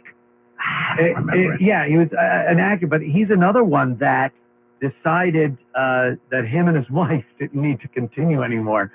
Yeah, you probably recognize his wow. name. But he's in a lot of Twilight Zones. And let's see, April 23rd, 1990. Okay. But it's not a short time 35 years ago. A long time crazy? ago. I still think the 90s are like yesterday. 35 years ago. Him and his estranged wife Roberta, were found dead in their Spokane, Washington home by a friend who stopped by to check on her. According to newspaper accounts, Salmi fatally shot Roberta in the kitchen of her home, where she should have been. Absolutely. It was either going to be there or the bathroom. I met you in the bedroom. Of course. Once you're done rattling those pots and pans, get your ass into the bedroom. Clumsily tripped. And he shot her and then turned the gun on himself upstairs. And oof, but there's so many of those from murder-suicides. Yeah, and I think, I don't know, maybe these days actors, they accept that they're older and they're not getting the roles they used to and things, because they don't seem to be blowing themselves away as much as they used to. Much as often as they should. As they absolutely There's should. quite a list. Well, I'd love to. They're just handguns with a rearview mirror on it. Enjoy this. I saw your last series. You stink. Do you? I don't see you as someone that watches a lot of movies. You don't, right? You don't watch a lot of other people working in the entertainment business. No, I don't. I don't watch other. You're not right now. No, of course I'm not. Not entertainment or people. I shot something in November. Fortunately, I know what myself. I know where we're going. I know, and you're not wrong. I thought of it. But I'm going to release it probably on YouTube, like everyone does. But I just sent it to Mark Norman, and I'm going to send it to one other person. I'm going, could you watch this and tell me if you recognize any of these jokes? Like, I'm so paranoid about another person's joke creeping into my act, and me not knowing it. So I have a third party watching it, just to be careful. Yeah, I don't watch anything. I've noticed something though on streaming services like Amazon and Netflix and Hulu and whatnot. They will put out a series, and the first season is good. It hooks you in, and then it's garbage. Like they just give up, and everyone's psyched about the first season, and then they just it's terrible. It sucks. Severance. Is that a good one? Oh, season 1 was interesting and good, and season 2. Yeah. I mean, oof. Same thing. What was that show that I used to like until you talked about it, and then I hated it because they couldn't tell? Hogan's Heroes? Judge. Yeah, wait, not Walking Dead. Which one was that? Dad? No. With the Succession? Oh, yeah. Yeah. You hated it. I loved it, and then you ruined it for me. The last season was actually good. I actually liked the last season. Yeah, I did turn around and watch last season. I didn't even watch it. I was just like done at that point because you had ruined it for me. Jeremy, yeah. And every time Jeremy came on and he would talk to his dad, I was just thinking like, Jimmy thinks this is garbage. It got a little annoying, yeah. It ruined it for me. Shiv, that stupid brother-in-law. So many of those shows though, they don't know what to do with it. After that first initial hook you get, they just, the whole allure of it just goes away. I got to take a quick break. We will be right back with Jim Norton, Mr. Rock of the E Variety, and myself, Anthony Cumia. Moments. Don't go anywhere. If you love talk radio, podcasts, and news, the C. Crane CC Radio 3 delivers exceptional spoken word. All right, Frank Morano, NOAA Radio. Yes, say Noah. Anyway, James, you gave me a good idea. 2 weeks. I'll do the GE Super Radio. So next week's gonna be the Grundig, and then the week after that, I'll do a GE Super Radio. I forgot about that radio. I was like, man, he just reminded me. That's a nice loud radio and great on AM. Yeah, the Super Radio. Yeah. 8863 or visit ccrane.com/Frank. That's CCRANE.com. The only secret I would like to have is the 3? The big one. That's the one I want. But I'm not paying like top dollar. I just keep going on eBay. If I get lucky one day, I'll get the. Hey, hello, Luna Loud. Yeah, you had the super. Yeah, that's the one I had. That's the only one I had. The super, and I have also a Radio Shack one. It looks like the Super Radio 2, but it's made from Radio Shack. It's a high performance radio. That's what they got labeled on there. I forgot the model number, but it's from Radio Shack. So, yeah, I only have the 3. That's the all black one. And the Radio Shack one looks like the 2. I forgot the model number of that one. It's upstairs. I had them upstairs. So I may do the Radio Shack in 3 weeks. I gotta, give them all some love, Gonna rotate them.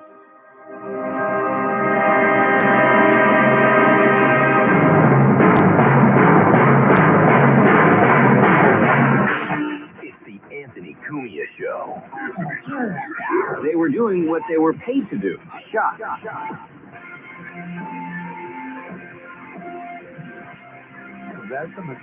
Welcome back, Anthony Cumia Show. Right here, Jim Norton, Mr. E-Rock. These breaks, by the way, it's weird going into commercial break, but they're not nearly as bad as they used to be. Like, they used to be long. Oh, these are actually pretty tolerable. Forever. Yeah, these aren't bad at all. Yeah. I love the Cars for Kids, so I can't get enough of that. I keep going down the hall just to try to hope someone's playing it. I had it on my iPod. Great joke in 2007. Fat-breasted idiots. I just don't like the Cars 4 part.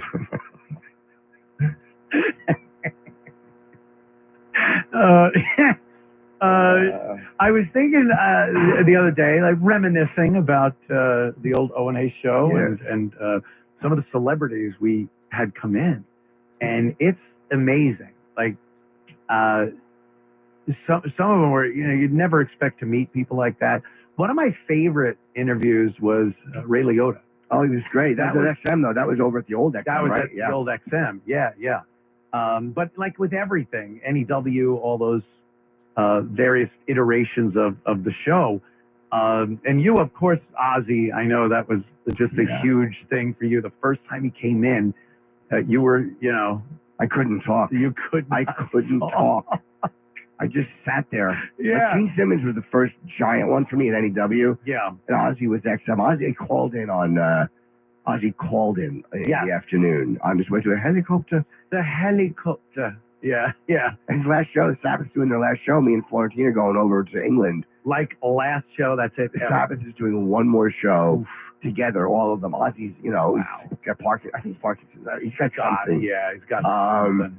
And he had that bad fall, so I think he's in rough shape. And they want to do one more show with Bill Ward. And Jim and I are going over there, and we're going to do gigs. And just to pay for the trip, and then finally, I'm going to go see Sabbath's last show in July. Wow. Yeah. At this point, you have to. You're like obligated to see the last show. Birmingham. What do you think, though? Because one thing you don't want to see is one of your heroes like that not being able to pull it off. And do you think Ozzy's got it in him to do? I have been watching Ozzy live. I've been going to see Ozzy since 1983. I've watched him forget the lyrics of every single one. I've seen him drunk on stage. No, whatever he does, the voice sounds great. That's all that matters. And I know that he's just doing it because he wants to do it. So no, there's nothing. Even if he could only croak through one song, I wouldn't care. I'm happy to be here with these guys. To maybe say I would love to say hello to Sabbath. Like, do you think you'd be able to somehow score backstage, say hi, something? They're not doing any comps because it's for charity. So the way it's working is like they sell the tickets, and then there's going to be friends and family seats released. So you're a Make-A-Wish kid. Believe you. I just want to meet the guy. Can I meet Mr. Osborne?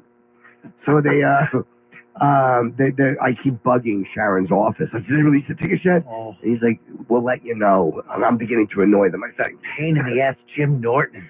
Just won't leave us alone. I'm going to buy a meet and greet package. Like, whatever they're selling, I'll buy. I don't care. Yeah. I just don't care. I can't wait. And where is it? It's in Birmingham, England. Oh, my God. Wow, that is a huge fan. I've never done anything like that before for a show. Yeah. But it's Sabbath's last show, and it's going to be with Bill, with the drummer. Yeah. So I want to see what Bill Ward. Bring him some gifts. That was one of the greatest moments in O&A history. It really was. The birthday present. Yeah. You brought books. You went to the bookstore, and I mean, I know you well enough to know you put so much thought, a lot of thought, into every single one of these books you bought. Yes, I did. Borders or whatever it was, Barnes and Noble, for Ozzy's birthday, and there was Beatles books and music, all Beatles oriented. books. Yeah. And you brought him in, and he was like, "Oh, thank you, Jim. This wonderful."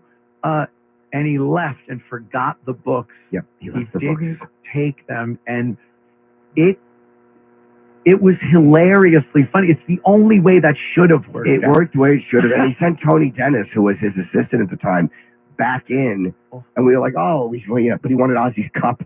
Ozzy had left his cup because he was sick, and he had like a special cup he was drinking out of." And then we had to go, also, could you please take the book? They stayed there for years. They did. They stayed there for years. Books. And then a few years later, I'm in Los Angeles after I got to know him a little bit, and I'm with Jonathan, and who's my manager, and my ex-girlfriend Jen. Now we're all going to meet for lunch, and I texted Ozzy, and he goes, "Are you in LA?" And I go, "Yeah." He goes, "Why don't you come over? I'll play the new record for you." Oh. So I just left my manager and my ex-girlfriend at a restaurant. I went to Ozzy's house and listened to his record. Of course you would. Yeah. That's like, and they should understand. They totally did. Not only was I okay with doing that, if it was my current wife, and it was literally, if she was getting last rites, I would leave and then go celebrate with Ozzy. That's great. Yeah, because I remember that, like the first time Ozzy came in and everything, and it was huge. But yeah. It was such a great perk of doing the radio show to meet some of these people and, talk to them, ask them questions, see how weird they are, and realize, like, who was it? Was it not, who was the guy? I always get him confused with Liam Neeson, but it's not Liam Neeson. It's the Willem Dafoe? No. Somebody else with jet black. Everyone! Oh, Gary Oldman. Gary Oldman. Yes, yeah. Gary Oldman was a weirdo. Yeah, he was. A little crazy. A little nutty, but, funny. But you get so used to seeing them in movies, and especially if they have a certain attitude, a part they play better than others or more often than others. So you kind of like, I expected that, but this guy's out of his mind. He was a little crazy, and I'm always so filled with shame, as I should be. I was on a plane, literally filled with shame. I can't say it on the radio, but let's just say the shame does come back out. We get it. Yeah, it certainly does. It's a blurka sound. I was on a plane, and Gary Oldman and his family got on, and I wanted to say hello to him. Gar? I'd rather not. But I knew he'd remember me because he said he liked my special or whatever. But I was so ashamed of I just couldn't bring myself to say, because if he said he didn't remember me, I just would have been like horrified. I had to have the fantasy that he actually still likes me. I'm very surprised because you would usually forego that, the potential embarrassment, because you were so like getting pictures with celebrities. Yeah. I've never known anyone before or since that was so into getting pictures at any cost. Dignity, time, missing a flight. It all went down the toilet. Dignity. I did stop doing it though. Like if I interview somebody, I've seen plenty of people I haven't. I'm like, if there's somebody I want who I really like, but I've met everyone I want to meet. So really, yeah, pretty much. There's a few left that I haven't. But yeah, I'm okay with it. Like I used to get stories out of it or whatever, but I still have stories dealing with you and celebrities. He would just throw his headphones down in the middle of you guys talking about something. Yeah. We had to give him the cue to go get whatever. I didn't mind. It was fun. He would always sit there. You have new markers? They got to be brand new markers. Yes. Just wrote it on this paper here for a little bit. So then I'd have to show them I ran it on the paper. Is your flash working? Yes. Just take a photo of me. Let me see the camera. Make sure the flash is going. It was kind of before, like iPhones are great now for pictures. Any idiot can use them. E-Rock. But I'm teasing. But back then you had to make sure, like, don't get blurry, like a blurry picture of that, and you'd want to check the picture before the celebrity make sure the eyes weren't closed. It was such a chore and strenuous. Yes. If when I would get handed the camera, I'd freak out. I don't want this responsibility. I learned the hard way in 2004. It just never changes. Never. I went to this dinner with Manny. I don't know if Patrice was at this one. It was called CORE, Congress of Racial Equality, with Roy Innis. He was the one who would, and one year Laura Bush was the speaker, Orrin Hatch one year. And I went, and Kevin Hart was there. And Kevin was just a young comic then. Yeah. So I had him in charge of taking my photos. But he didn't know how to use the flash. Oh, no. So I have a blurry Charlton Heston. I have a blurry B.B. King. Charlton Heston. Because this idiot didn't know how to operate a camera. So I learned from that moment that you always check everything. Yes, check everything. But it's a chore. No one wants to do it. The celebrity just wants a quick picture and then leave. Yeah. You're holding on to them, making them stay. Wait, I don't look good in this one. I did stop though. I got sick of it. And I just couldn't anymore. I just don't care anymore. One of my favorites was your hatred that instantly came up for Derek Jeter. You know, I always felt bad. I will say it's one of the few things in life I feel bad about. That was hilarious, though. Yeah. That was at a charity event. It was a charity event. I mean, Derek used to do a lot of, he still does, a lot of charity. And we had the... XM bought us a table. Yes, bought us a table there for this event, bunch of Yankees and Derek. And all you wanted was that picture and a signed baseball. No, pictures of me and him signed. Right. I had a picture from XM. Yes, that's right. You wanted that picture signed. And he wasn't signing, like he signed for girls. Yeah. Was that the thing? Yeah. Yeah. I handled it poorly, though. I will, in hindsight, because he was doing a charity, I should have just paid to have it signed. It was so stupid of me. Yeah, it was like, pay. That's why it's an event. It's a regret. It's like going to one of the Comic-Cons and going, I just have the picture, just sign it, William Shatner. Sure. You know, you're supposed to. I saw Bill, if you want to talk about Bill Shatner. Hello, Bill. I was on a flight. I was zipping around, and was there a man on the wing or something? Was he freaking out? Wait a second. Hold on a second to do the plane. Was it like Starbase 3605? Something like that. I can't do shit. My voice is so good. I'm coughing. I was on a plane, and Shatner was on the flight. And he remembered me, because I've interviewed him a lot. Like on our show. Yeah. And at Comic-Con, me and Sam had gone, I've interviewed him, and I've talked to him enough where he saw me. I was like, oh, I was a familiar face. So we chatted a bit about horses. I forget what we were talking about. He's a very big equestrian guy. Yes, that's why I mentioned it. Oh, okay. Of course, I want to Bill to talk to me. But you know nothing about horses. I don't. I know that I'm looking at the ass of one right now. Hey. So I talked to him about horses. And it was so funny, the pilot even came out to meet him. Shatner's a giant hero. Yeah. And he's just so over it. The pilot came out, and he goes, hey, Bill, you and I met one time, and Shatner just goes, yeah, it's very nice. Oh, my God. Back to flying the plane. The pilot was so embarrassed, because everyone was getting off the plane.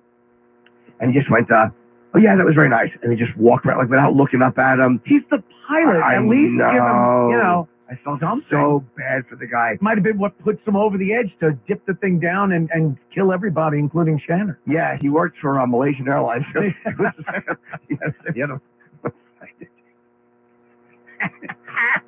I don't remember. It was just so embarrassing. Oh, you are a mess. I'm sorry. I wasn't going to cancel. I was looking forward to this for a long time. No. People would have been really mad. Wasn't there a time where we saw Randy Johnson, the pitcher, on the street, and I tried to get a photo? You're trying to 57th Street. Yeah, you were trying to get the photo, and he said no or something, and all we have is the photo of you taking it, him walking away with his giant sports head. It was like literally like seeing Nessie, like the Loch Ness monster in front of the Brooklyn Diner. Some of the fails were better than your successes. Yeah. The famous De Niro one. And then you ended up having some type of professional relationship with Robert De Niro and having him intro your special or... Yeah. There was that scene where, what was he, spanking you? He spanked me. He spanked my you. bare bottom. He was great. Yeah. But that started out as, the story where you tried to get his a picture with him and you tapped him on the shoulder and looking up at him, it just went, Bob. Yeah. And that killed me. Yeah, because I figured he would think I knew him. I called him Bob. Robert. And now if I email him, he gets back to me. I don't have his number, but I do email him, and he'll respond. He's always very nice. You think it's him? Oh, no, I know it's him. Yeah. I know it. Yeah.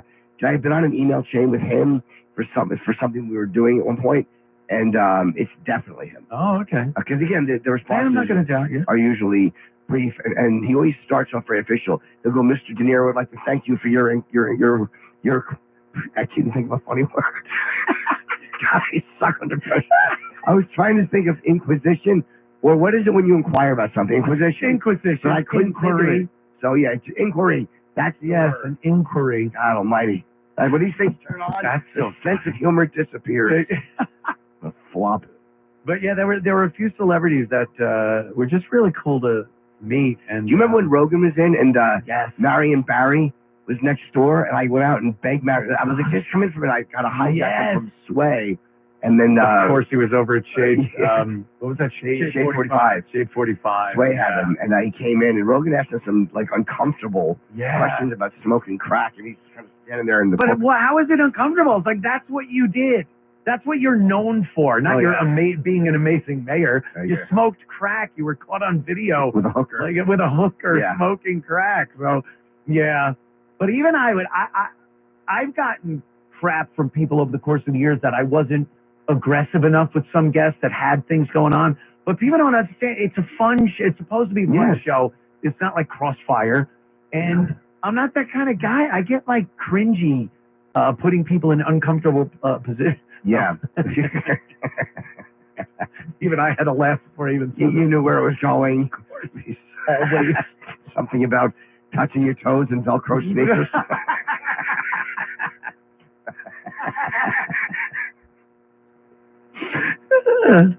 Yeah, there was some uncomfortable. I have a hard time doing it too. Like for me to get like really crappy to somebody, I have to be angry with them or they have to do something like that gets me past that point. Like I'm not good at just being confrontational with somebody for no reason. Right. Especially if they're being nice. Jesse Ventura was a example, huge moment. So memorable. It's on video. Yeah. So it's all over YouTube. It has been for years, and it's one of the most popular things that ever happened on the show. I'll still get messages from people, and they'll be like, I saw this Jesse video, you should kick your ass. And I'm like, you're mad about an argument two guys had 16 years ago? Shut up. Shut up. The speed at which you came out with Riff Raff hairdo, that's what did it. That put it over and made it so memorable. Jesse was mad, and he kept saying, like, thank you for your service. Yeah. Like, he was the guy that touched him like really. Yeah, very hard. And you just had it at that point. I didn't like that at all. Yeah, I don't like being alpha. I'm not a tough guy at all. It just set me off. And I kind of, that's another one. I don't regret the argument. No. But I regret that we never talked after because it was just so, I mean, it's so stupid. Like, I don't have any bad feelings towards the guy. I don't care about him at all. He's still alive, You might bump into him at some point. Have him on your show. I'm off the grid. I go to Mexico in the summertime, and I get off the grid. I don't have a phone. I don't have, what else? Walkie-talkies. And you're like, what do you do down there? Off the grid. All right. They didn't allow me on Plum Island. I told them I was a governor, and I took the boat over. It's like, yeah, it's a virus island, but I'm a governor, a fighter, a Navy SEAL. Got it. God, what an overinflated sense of self-worth. Yeah, he really was a bit verbose about his accomplishments. Speaking of overinflated, how are you, E-Rock? That's uncalled for. It is so uncalled for. You actually look good. He I don't mean does that to be look good, shocked. I mean, right? I was happy when I saw you today. You look He good. does Thank look you very good. much. Yeah. Yeah. We'll pay for the chair. We'll be right back after these words. It's the Anthony Cumia Show.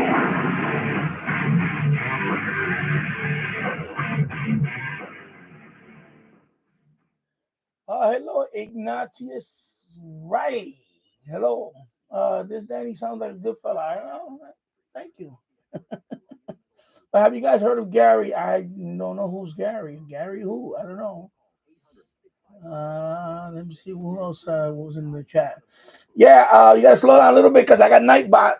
I got Nightbot now, so you know, my Nightbot gotta kind of mind the store a little bit while I go take a walk or something. You know, I need somebody else. Well, you know, I'm trying out Nightbot. Because you know, one day I'm gonna does your neighbor appreciate Anthony? Well, I don't have nobody nearby me. My son is upstairs with my wife. They don't mind.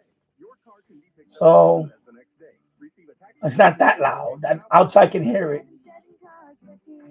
Oh, you talking about Baba Booey? Oh, yeah, okay. And I know you're talking about, okay, Gary. Okay, there you go. Yeah, T-Ray, yo, yeah. Yeah. But I don't really care. Listen to Howard. Plus, he's on that satellite subscription thing. I don't do that anymore. Okay, you talking about Baba Booey? Yeah. Okay. When we lose an hour of sleep, it causes sleep deprivation. Yeah. Okay, I forgot. I was like, okay, yeah, thank you, T-Radio, for reminding me. Yeah, Gary Delabonte. Yeah. Baba Booey.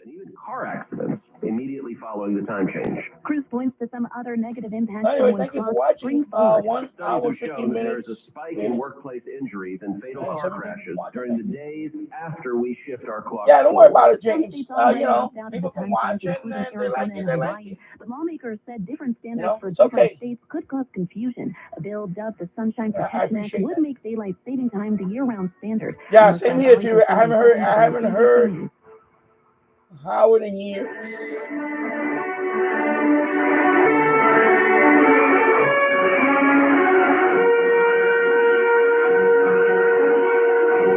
Whipping out free speech. It's the Anthony Cumia Show.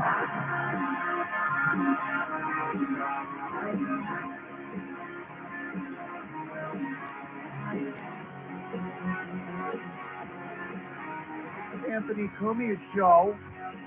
Jim Norton joining us the evening, and Iraq also sitting here and chiming in when needed. Young Nagel boy. Young Nagel, he was I'm just here to observe. This is your thing. He was involved in a lot of the shenanigans that went on. He was. The O&A show back at various outlets. Well, let's talk to some people. Sure. They want to talk to Jimmy. Chat with us. Us, both of us, of course, all of us, actually. How about Troy? Is Troy there? Let's talk to Troy from Scottsdale, Arizona, I believe. Witness Protection Program, Troy? Hey, yes, I'm a big fan. I actually saw you guys at the O&A softball game in Newark, New Jersey. Wow. Yeah, 2001. Whew. That was the biggest thing that happened in 2001. I remember that. Oops. No, it wasn't. Oopsie. Oh, God. No. I have a question. Is there a chance that you guys are going to join forces with the Chip Army and the Ant Army and do a show?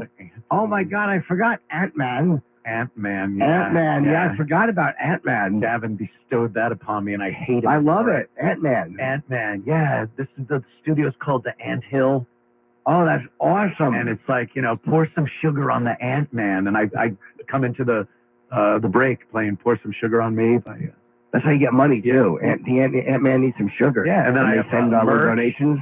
Antenna hats and sunglasses that look like compound eyes. Yeah, I'm working it all out. The Ant-Man. If I am ever known as the Ant-Man, please blow my head off. Well, even if you're not.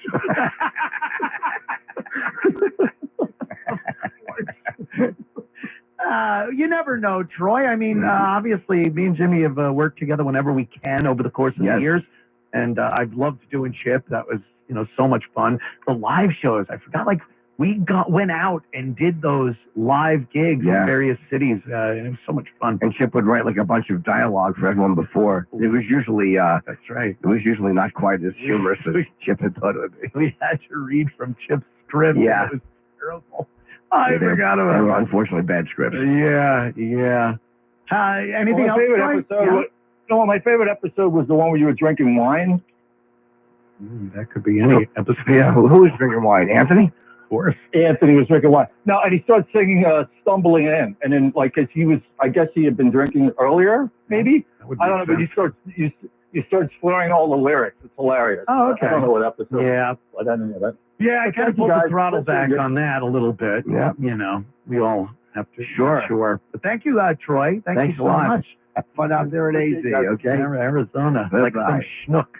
Eating egg noodles and tomato sauce. Is that where he was, Arizona? I think it was like they all go out there. New development. Yeah, Sammy DeVoe out there. I think, they sent, what's his name? The guy that ratted on... Sammy DeVoe. Yeah, Sammy DeVoe. Yeah. You said that? Sam Gravano. Yeah, he's on Instagram. Yeah. And he's great. He's a great follow. But I really want to get him on my podcast. I would love to have him on, but he just won't follow me back. I don't blame him. His daughter was on one of those mob shows. Remember, we had them as a guest. The Mob Girls. Yeah, we had the Mob Girls on, and his daughter was on, and she wasn't saying anything. And I said something to the effect of, "Why don't you act like your father and start talking?" Oh. And it was something to that effect, and she was not happy. She didn't get a kick out of it? She didn't get a kick. It was funny. It's like, your father was... Sure. Talked a little too much. You're always talking. But, he said he has reasons, so I would love to interview him, of all the people. There's another guy from, I think, the guy is John Alito was with the guy. I've seen him interviewed quite a bit. Yeah? Yeah, he's really fascinating. All those guys are fascinating. Yeah, I've spoken to a few of them. The Francese guy, he's out and about on doing podcasts and whatnot. And there's a few of them, and you would think like that would just get you killed. Even if you're out of it for 10, 20 years, you would still be killed if you said things. It's just not the same anymore. We don't have the same type of loyalty to this thing of ours. Even, by the way, my favorite thing in The Sopranos now is watching Vito try to have sex with Finn. Phineas, with beautiful kids. My nemesis. There he goes. When he opens the door to the porta potty, thing, he goes, "Sound like there was a horse in there." Oh God. He played that so wrong, Vito. Oh yeah. But when his head came up with the security guy, sure, that moment, the first time you ever saw it was like, what? What am I seeing? And I watch that now though, and I'm like, why did he just say he was doing coke? Like he could have lied and gotten out of it, but then again, they did see him in a gay club too. Not even dancing well, by the way. I don't think that would work. No, coke. That was awful wet coke under your nose. Yeah, why'd you have coke on your back and your hair? When he's in the club, it's like, it's a joke. That dumb hat. Oh, he's wearing like Cruisin', like Pacino and Cruisin'. Yeah. The most stereotypical gay attire in a gay club. And he's like, it's a joke. And then the one guy's walking and he goes, "Say hello to your wife." Yeah. Sal, don't say nothing, Sal. Yeah. Oh, blabbermouth Sal. His last ditch thing, like, don't say nothing. Like, the mob guy isn't going to say that. No. He was very cautious. A Finoke. Yeah, I enjoyed that. I just kept watching him hit on Phineas. It was so disturbing, though, watching the Johnny Cakes portion where he was up in Vermont, I guess it was. Yeah, no, New Hampshire. New Hampshire. And he falls in love with Johnny Cakes. Yeah, I'm like, I never thought I'd be doing this watching this show. Quick, hon, melt the butter. That guy committed suicide. Yes, he did. The guy who played Johnny Cakes, the actor. I wonder if it was because of that, like he kept getting taunted with Johnny Cakes. Who knows? I love you, Johnny Cakes. I love you, Johnny Cakes. I wonder if that drove the guy to suicide. It might have. That's not a stereotype you want if you're, old man. We'll be right back after these words. Stick around. WABC New York and 107.1 WLIR FM Hampton Bays.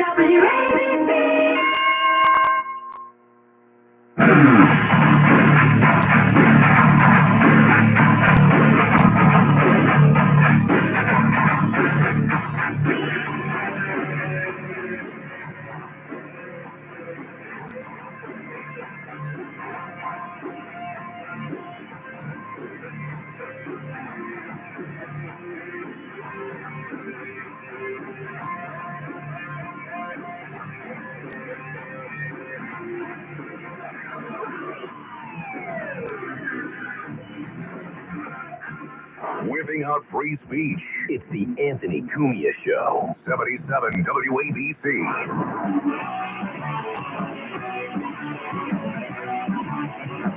We are back.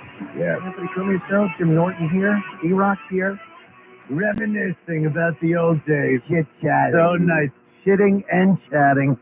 A couple of things going on. You know, I guess we'll hit on some of the top stories. Sure. This is insane. Jeff Bezos, you know, the Amazon guy. Sure. Multi-gazillionaire. He's got his fiancée, Lauren Sanchez. Sexy. You like her? Yeah? She's got a lot of work done. She has, but Yeah. she's very sexy. She's like Yeah. Kimberly Guilfoyle in a way. Trump's sister. Oh, okay. You liked her too, huh? Yeah, like I like that. They're like 48 to 50, but they're just in hot shape, and they go to Wow. the gym. Oh, That's interesting. yeah. Yeah, I agree. Yeah, that's right up my alley. My alley. My alley. Is that what you're calling it now? With your fingers? So he's like in the space business now. You know, he's got the Amazon thing. Blue Origin. Blue Origin. Blue Origin. It needed the money. Oh. Yeah, Blue Comet was the Sopranos where Bobby got shot. Right, the train. I think I'm gonna do it. Yeah, dope. Stupid train. So his fiancée Lauren Sanchez, Katy Perry, pop idol star Katy Perry, and Gayle King, and then two women that I guess have something to do with the aerospace industry. They are going to be rocketed up into technically space. Yep. They're in the vessel for 11 minutes. They shoot it up. Right.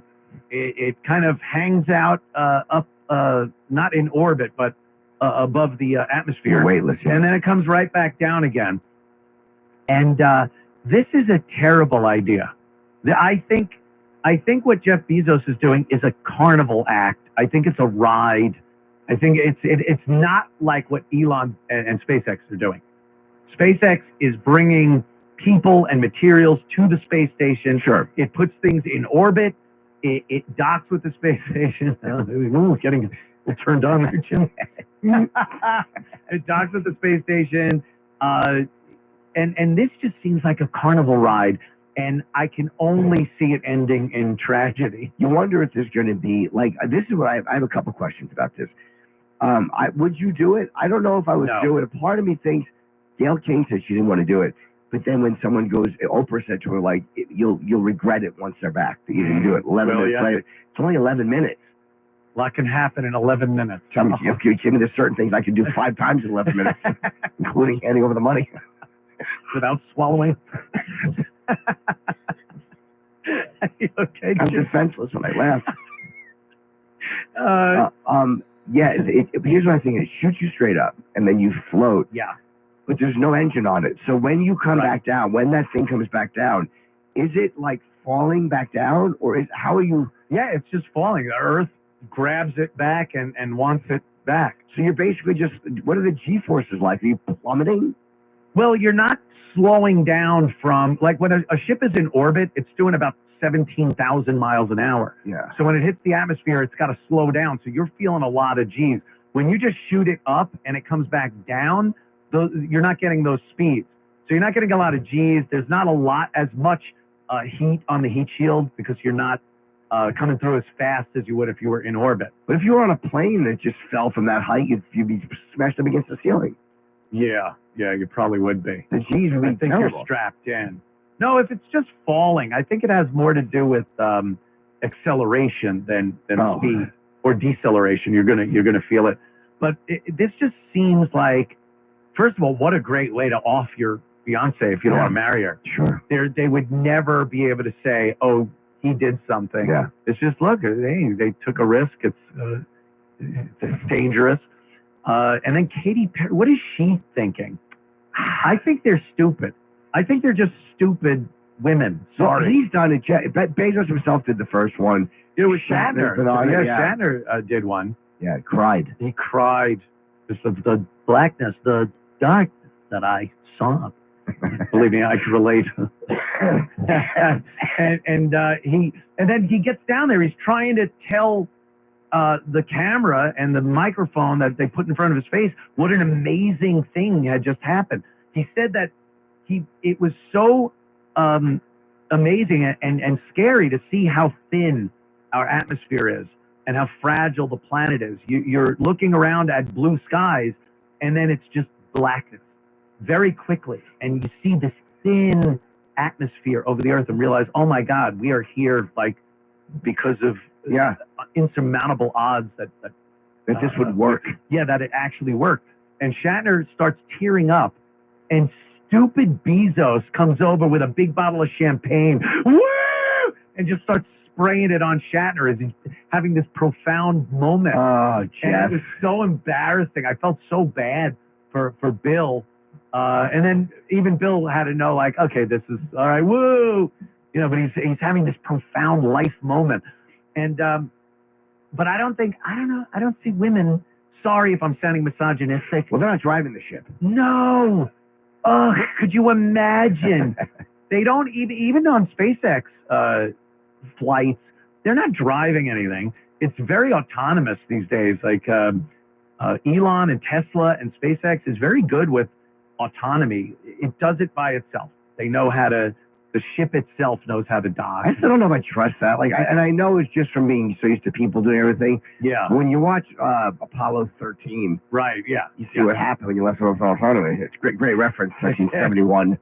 It's a topical and timely thought. Well, if something happens, I guess they would have to do something hands-on. Yeah. But these things just fly themselves, and especially the Bezos one. This goes up and down. It's like a bottle rocket. Yeah. And the dopey broads are just sitting there hoping they don't burn up. Yeah. Oh, look, Henfest 25. And I read a couple of articles about it, and they were more concerned with their uniforms. Like they're fashionable. They talked about the designer that worked on their uniforms. It's like, this is one of the most sexist things I've ever seen. They pile a bunch of broads in there. Yeah. I was going to say the other one. I know what you're with going to say, sure. A bunch of broads in there. Oh.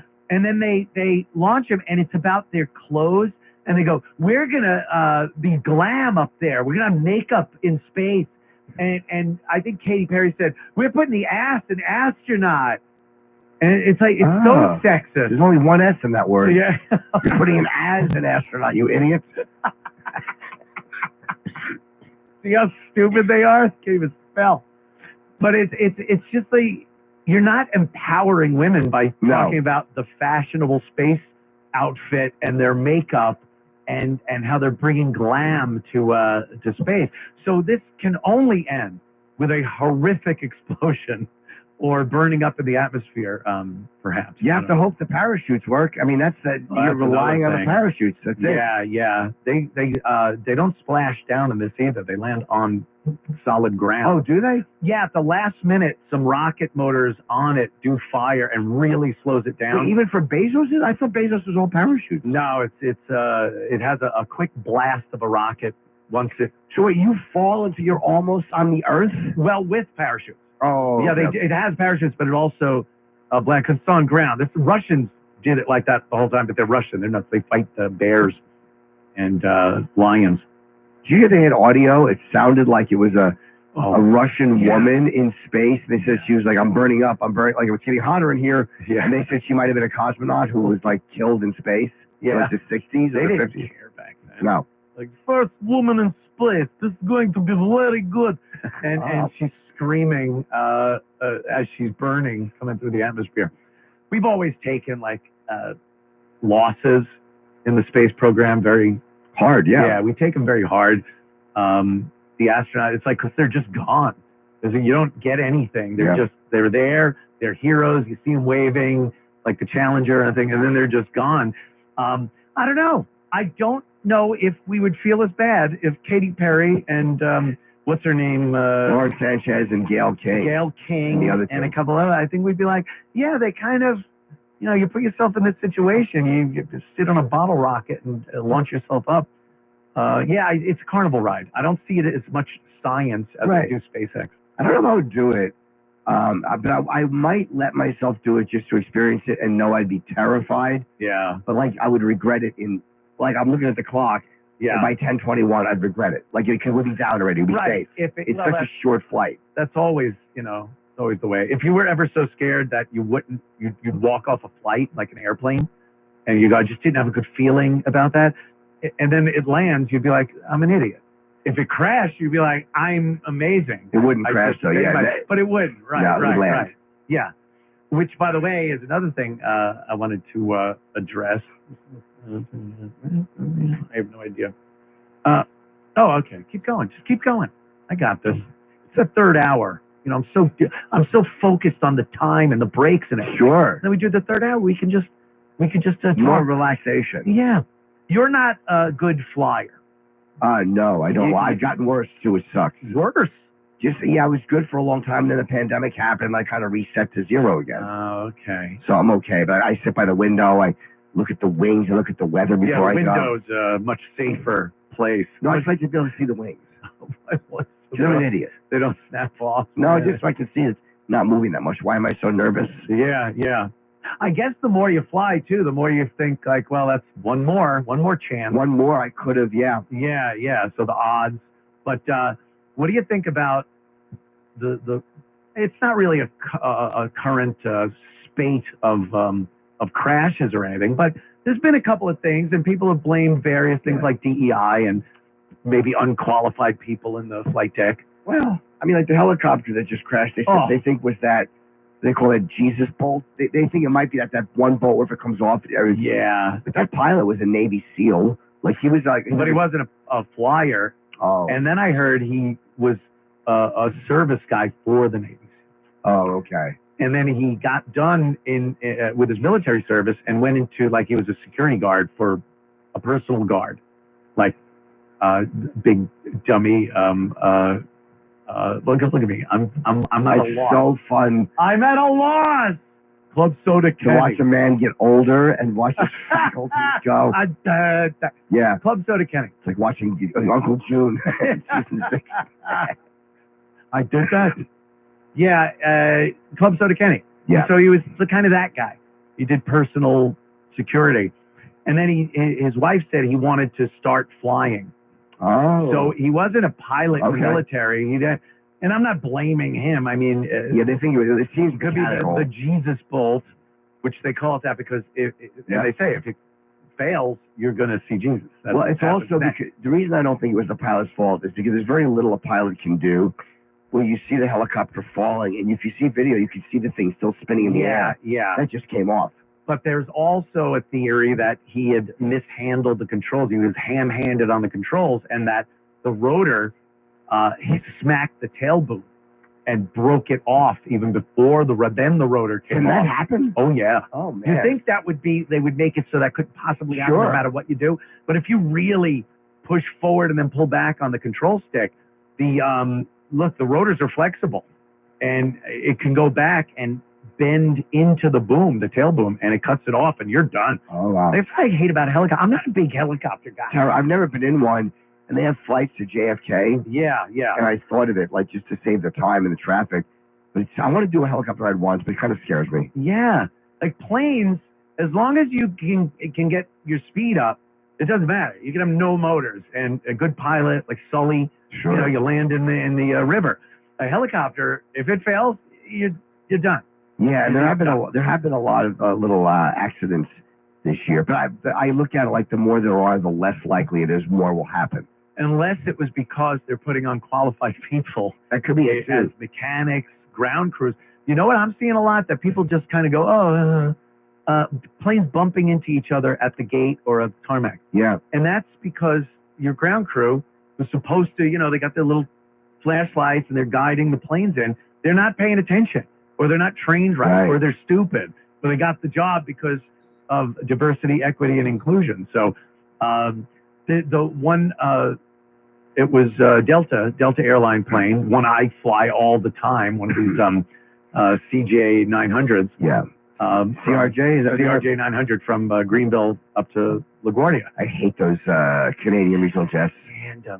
hate them. They're better than props, but they're too small. Yeah, they're very small. It's just first class, please. Was it bumpy coming up? A little bit. Not bad, though. I don't really mind the bumps. You don't Unless it's crazy. Then I'm kind of looking. But I don't think any plane has ever crashed just because of turbulence. They kind of make them so that I say that to myself all the time when I'm panicking. I'm having full-blown panic attacks. Little panicky Pete. Yeah, it's the worst. Yeah. But that one in Toronto, it was landing in some poor weather, and it flipped over. Yep. Amazing that people weren't killed. Yeah. But then it's like, oh, it's a woman. Was it a woman? Yeah. It was a woman flying that plane. There was a guy in the plane also, but the woman was flying it at that time, and she didn't have a lot of experience, and especially with bad weather. And I just, I take a picture every time I post it on my social media. I'm like, here's an elbow check.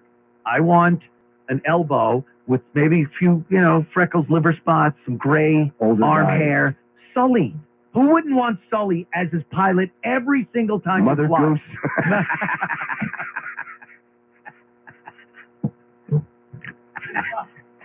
He did hack up, puree a few geese on that one. Animals. Dope. Geese suck. You know how small, relatively speaking, to the sky, an intake of an engine is? You know how dumb you have to be as a goose to hang out near an airport? It's like you have everywhere else to go. We're not going to be minced. Look, a giant one of us. Dope. But there's a certain confidence you have. Yeah. I want a guy that maybe Gulf War A-10 pilot, something like that. That a normal flight for him is great because he's used to being shot at.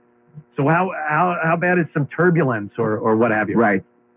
So you want that, and then I look in and I see the ponytail and the big diamond engagement ring or wedding ring or whatever, and I'm just like I just don't feel as good.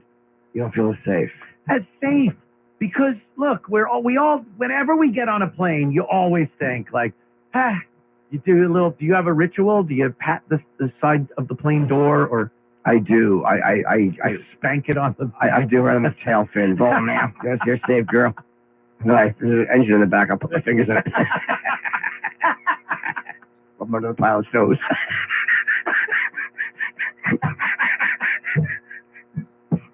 Hey, you've made it every time, so I guess it worked. I sure did. Whatever you need to do. I do this thing where I double like my middle finger knuckle in my right hand. I tap twice on the right outside the door walking in. Yeah. And it's embarrassing if someone's behind me. I just gotta tap that real quick. But it's my little ritual. I do a thing where I actually give my fingertip a little kiss, and then I give 2 taps on the side of the door, like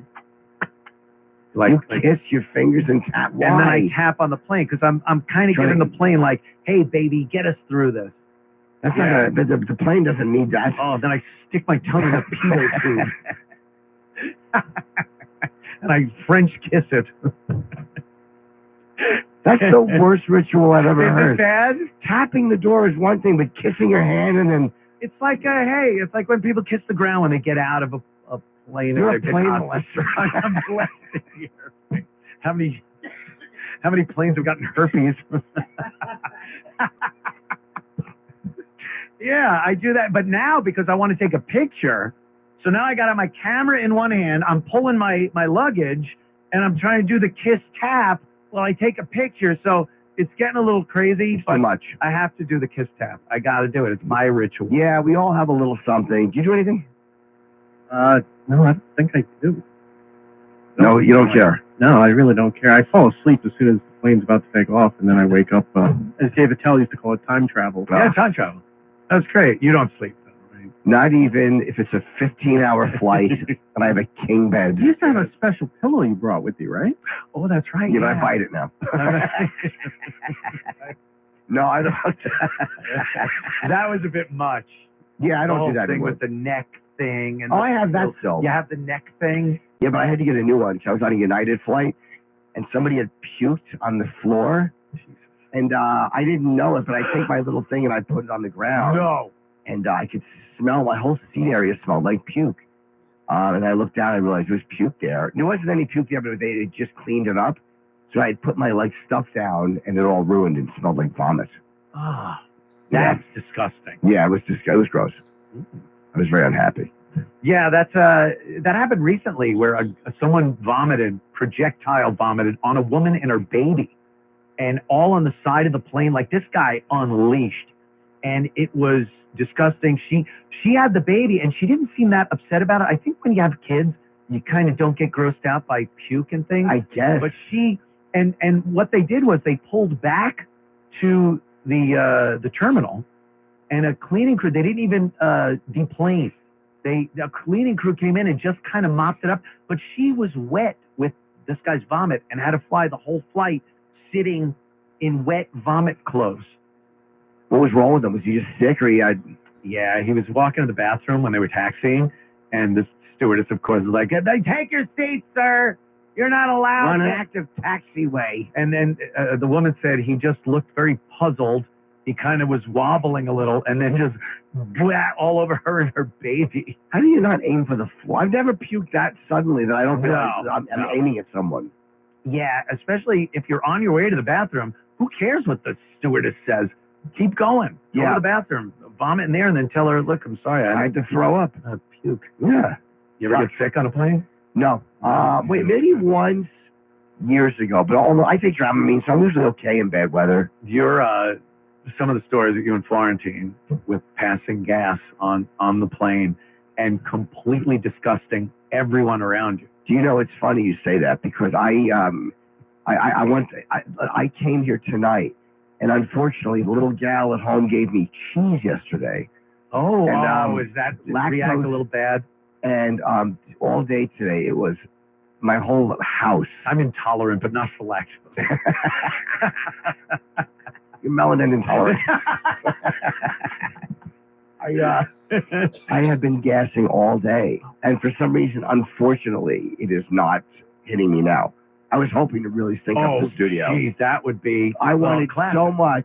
Your new gig and all your shiny new microphones. Take that, stupid. But unfortunately, I don't have any. But the cheese kills me. You were great in elevators when you could release the Kraken in an elevator when we would be at Sirius XM or something, and you could embarrass people in an elevator very easily. You did it to me all the time. You would walk into the production studios, just open the door and say, "Do you have my plug?" Rip, and then slam the door and walk right back on the air. Yeah, it really is great leaving someone. I've done that to my wife a bit, and she pointed out that also, like with Florentine, there was one time that the flight attendant had to spritz by our seat. Did she know and purposely buy you, or down just the hall? in the area? No, down the hall. I think we were okay. It was one of those first class that had like one seat and one seat and one seat. So it wasn't like two or so she didn't know who it was, so she just kind of spread. You should have been in no class. Of course, I should have been. Terrible person. I am definitely not a gentleman. But I did break a little wind, and today I was hoping, and you just reminded me, I'm disappointed. In the elevators, when Jimmy would get on and there's other people in the elevator and the door would shut and he would start talking about, like, "Don't worry, sweetie, it's not a death sentence anymore. You know, the test came back. It's okay. We were expecting this." And I'd look and just go, "He's being, don't be embarrassed, sweetie. It's all right. Don't be shy about it." So embarrassing. I don't like scenes. No. I don't like that kind of thing, and it would really get me so uncomfortable. Yeah, I like making you hilarious. uncomfortable. Yes, you did many, many times. I went to dinner with Jim one time, and most expensive night of my life. That's the pause. No, we're sitting there, and he's ordering, and then strain the shrimp through your baleen. That's just mean. That's a whale joke. Thank you. I get it. I didn't care for that. No, I did. So we're ordering. So you can understand. 20-year-old bit. I know. Good, right? 20-year-old bit. So we're ordering dinner, Wow, and Jim's 15 years older than you normally are.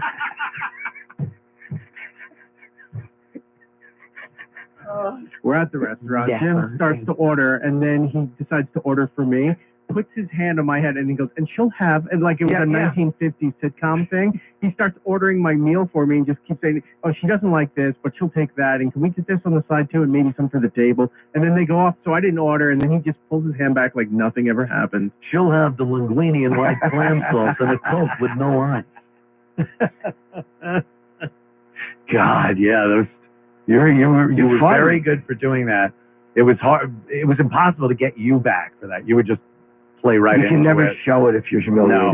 You just gotta let everybody know that they didn't do it to you. It's not working. It's finished. Stop. One time I got you pretty good was at the airport. Yo, yes. Yeah. I had told you that one of the Jonas brothers, Nick, one of the Jonas brothers was eating with his dad. And this kid kind of had this 15 vague resemblance to Nick Jonas, and he had a guitar, and I guess his father was there or whoever it was. Yeah. And I'm like, no, that's his agent, and that's Nick Jonas, and you're like, you wanted to believe so bad to get a picture. And we were standing back, but we couldn't hear what you were saying to them or what they were saying. But you walked up, you leaned in and said something. They kind of made a look, and then you just did. We couldn't hear you, but we saw your hands in the up, like, oh, I'm sorry for disturbing you. I made a mistake. And we were dying laughing. I remember that, and I just remember knowing, like, when I looked over and I saw you guys laughing, I'm like, oh, no. Oh, no. I thought it was some boy with his father. That was during a time where you were oh my God, with pictures. Anywhere. That was the big thing. Yeah, I remember that. That was one of the really great times. That was humiliating. Yeah, those gigs were great. The comedy tours. It was so much fun, man. We would and just going to different markets for like just to do a day of radio or whatever. They were great. Yeah, Philly, Philadelphia, Cleveland. Do you hear from Tim? I hear from Tim all the time. Oh no. Problem. No. All right. It's the business. It is. Some people you get along with. Some people you don't. Some people you appreciate. Some people absolutely. In life, I get it. There are people we are friends with. There are people we know from work. There are people who try to get us fired. There are people who life is crazy. All right. Okay. You know how it is. All walks. I hear you. Believe me, I understand wholeheartedly. Let's talk to John from the Isle of Long. John, what's up, my friend? Hey, what's going on, guys? Oi. Hi, John. Hey, wonderful show. I just wanted to ask, what do you guys think the future of like talk radio and media is going between podcasts and radio and all of that?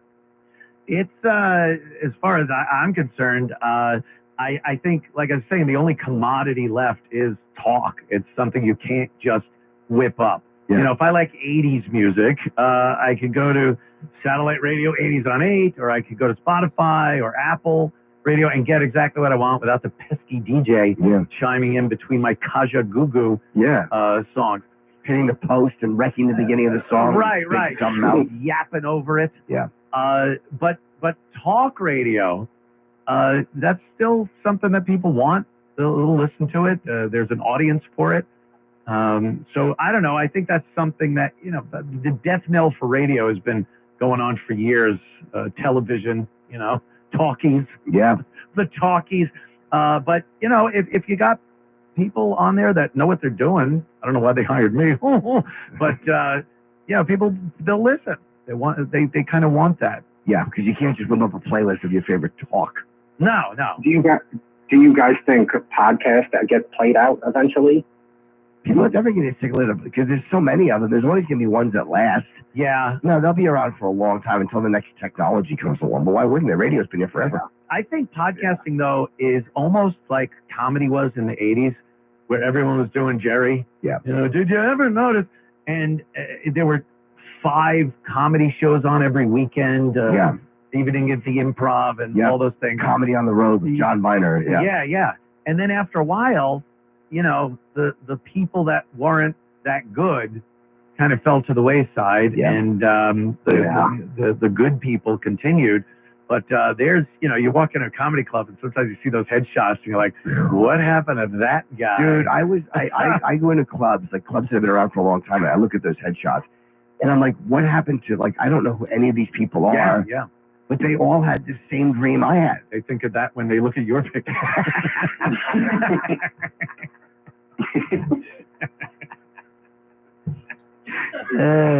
Yeah, you get the point, son. Yeah, you get the point. I hope that answered your question, John.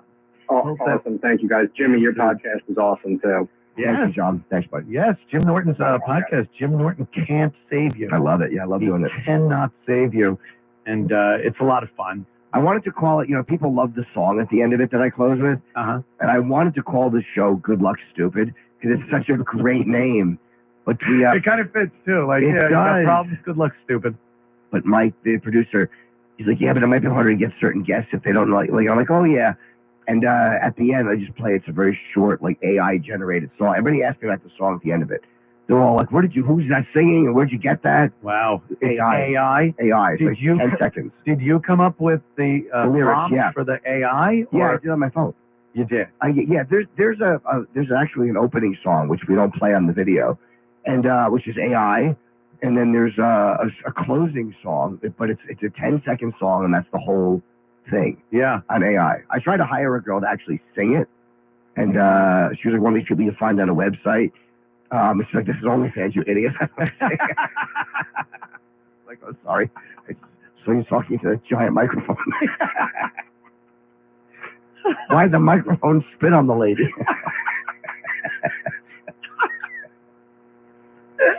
Yeah, so that I'm kind of impressed that you know how to get songs out of AI. I just wanted to try something weird. So I was using AI and having it write roast jokes because they suck so much. Yeah, that was really good. They're terrible. Terrible. It doesn't have a sense of humor. It doesn't AI. get it, It no. can't get it. That's a weird thing that just it can't. At least now, and I think it's going to be very tough for AI to be funny. To get that one thing, but it's gotten better though. Music though, it's pretty good. It's pretty good, and this I love the end of this song that people always ask me about. Anyway, I was going to call it that, but I didn't. I kind of wish I had. Yeah. But Jim Norton Can't Save You is my name in it, so it's easier. Yeah, you gotta have your name in there. It's easier, and people potential guests won't go like, really? Call me stupid? That's in a weird way. I just watched the end of the Neil deGrasse Tyson one, and it's playing Good Luck Stupid, but it's showing pictures of me and Neil. And I'm like, I'm not calling him stupid. Yeah, he's not obviously. stupid. Well, I think people would know who the stupid one is. Yes, of course. In that picture.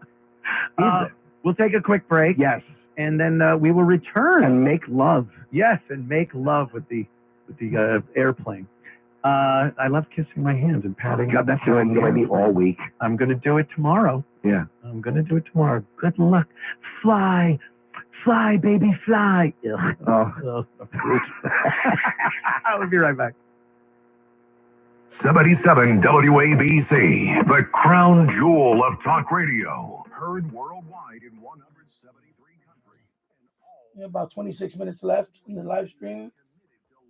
And there are 10 people watching. Thank you for watching. And Nightbot. Yeah, Club Soda Kenny. Oh my God, I forgot about Club Soda Kenny. Hey, hello, Matthew. Hope you're doing well. I just have the Anthony Cumia show on WABC, and Jim Norton is on with him. And it's pretty cool. So just That's a lot. Sure. Relaxing here at home, listening to Anthony Cumia. Find ways to talk to people, find a better way to stay here, or do you leave? It depends on every situation. You know, sometimes you might not have the financial backing or ability to leave. It all starts with a conversation. And if you feel like somebody's mistreating you or there's a lack of company morale, there's more positivity, start a committee. Get involved in that way. If you don't ask, the answer is always no. At least you can say at the end of the day, you tried and gave it your best shot. The best times also look for a job is when you have one. You could always pivot and say, what's the environment? True. But there's always going to be difficult people, so you always have to pivot and be flexible. Download all of Red Apple Media's podcasts right now through your favorite podcast. Probably do that one upstairs. I don't know yet. It's pretty big. It's the Anthony Cumia Show. 77 WABC.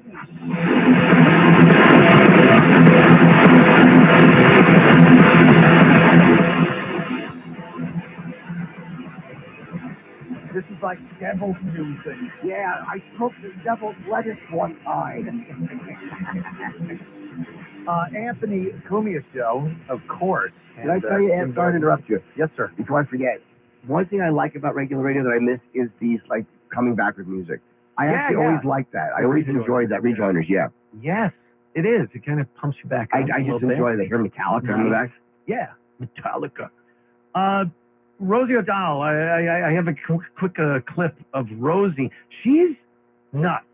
I mean, I don't know. Do you have a relationship with her in any way, shape, or form? I know her casually. She's always been very nice to me. She's been very nice to you.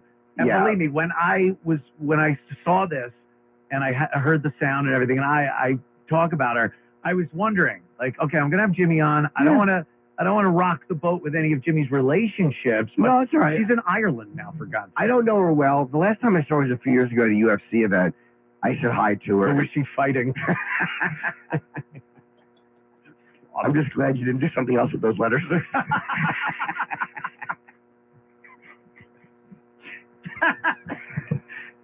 No, I was, and she was with her son. So I said, well, comics always know each other. Actors may not, but comedians always. Yeah. So I said hi, and she said, hey. And she's like, oh, my son's a big fan. So I said hi to her son. And so, she's always been very okay. And I did Colin's show with Rosie the week she came out, or the month she came out. This was when we did the Colin Quinn show before Tough Crowd. It was 3 live episodes on NBC. We did the SNL stage, and Rosie was in one of them, and she was in the sketch. Oh, okay. So yeah, I've only interacted with her a few times. I don't know her well at all, but she's nuts. That's what I think. Yeah, that's fair. I didn't know, because earlier in the show, I did a quick break on the fact that she has some kind of relationship with Lyle Menendez. What's his name? Lyle Menendez. Oh, okay. Of course, the Menendez brothers, they murdered their I love the father, though. He understood what gladiators did. Boy, did he ever. Do you think they were abused by the dad? Like, yeah, I probably do. mentally, but physically, sexually? Maybe a little bit. Yeah. But either way, I think they're terrible. I mean, they literally did just plan to shoot their parents in cold blood and keep the money and buy sports cars. Right. Yeah. It's there's too many instances where that happens, and then they go, well, I was abused, so it justifies everything. It's like, premeditated murder. Yeah, you might have a problem your there. Parents with shotguns. You weren't scared of your mother. Yeah. Well, they were pissed at her because she didn't do anything and knew that the dad was abusing them or something. I don't know, but apparently the jury wasn't swayed because they got life in prison. Yeah, they're trying to. The documentary just came out, and they're trying to get their sentence redone, and well, it's going to be reheard. Do you think it's going to be reheard, but do you think they'll actually get less time or time served and be released? Well, Gil Garcon, I think was, or no, not Gil, something Garcon, whatever his name was, the old prosecutor in LA who sucked, who was soft on crime. He was awful. Gascon. And he said yes, that they should be resentenced. Then the new guy comes, and he's like, wants the death penalty for people. And he's like, nope, it's not happening. And then the judge just said, we're going to resentence. Oh, okay. But I don't know what they're going to get. Yeah, see what happens. I don't know. Because they've been in there, 30 years? Something like that? Over 30 years? 35 years? Yeah, it's been a long time. Yeah. Yeah, they were very naughty boys. So Rosie sparked up a relationship and visited him and she actually said it's the first straight man I've ever loved. So really weird, but I don't know. I always thought any of the women that have relationships, even pen pal with a convict, especially murderers, they're weird. You gotta be out of your mind. Dude, the Night Stalker with his rotting teeth, who raped and murdered people and hit them with a lamp. He was getting girls sending him touching pictures. That makes you feel bad when you can't get a date. When I was swiping on Tinder, getting nothing, I'm like, all I had to do is bludgeon an old lady. Yeah, it's a little disheartening. It is. But those women are just busted. They're just crazy. broken They're women. nuts.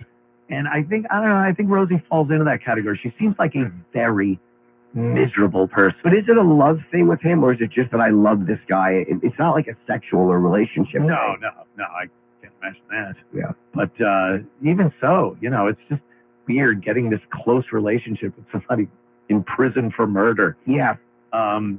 But that was just one thing. The other thing is the fact that she went to Ireland. Yes, she did. I guess she's got grandparents. I don't know what the rules are for Ireland, but you can't just go there and go, I want to be live here now.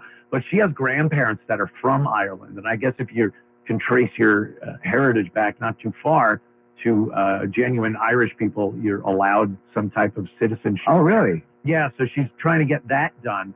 But she's, her thing of leaving America was that she's sick of, obviously she hates Trump. But I think that's even a personal thing. Like she's taking it very personal. But he called her a slob. He did, yeah. The world was watching that debate. That's right. When he said just Rosie O'Donnell, she's a slob. So she took it personally. But would you leave the country because this guy that talked crap about you is the president? No, I wouldn't. I'd be happy anybody recognized me. No. And I'd ask him for a picture. I wouldn't care. Trump called me a slob. He did. I have that as a badge of honor. I don't. Before he was president. How much does she have money-wise? I guess she has a lot of money. She's got to be doing well. Yeah, she had that talk show that was that went on for forever. so long. She made a ton of money. She was good at it too. Before Ellen came along. Yeah. Bitch. Yeah, I met her once. I liked that she made people do the white glove test when they weren't dusting properly. She would have people chew gum because her breath stunk. I kind of like Ellen. She was such not a nice boss. No, she sucked. I love it. And she'd come out with the dumb dance, and everyone's like, "Oh, Ellen, she's so nice." She was ruthless behind the scenes. Yeah, exactly. A bunch of diabetic fat housewives dancing along to her dumb song while she's spitting on people in the green room, firing Tic Tacs into people's mouths. Oh, I love it. They chew some gum. Stink. Yeah, some guys get ACT breath. Some line producer fruit. Yeah, Rosie was doing good, and it was I think people knew she was lesbian. Sure. But she didn't come out and say it. She put on that whole fake thing. Judy Patootie. Yeah, Tom Cruise and everything, and the housewives ate it up. And then she kind of turned she was very bitter. I think there were accusations on her set, too, that she was a little bit of a beast behind the scenes. Tom Selleck, that was the moment the that gun did it for her. thing. Yeah. Yes.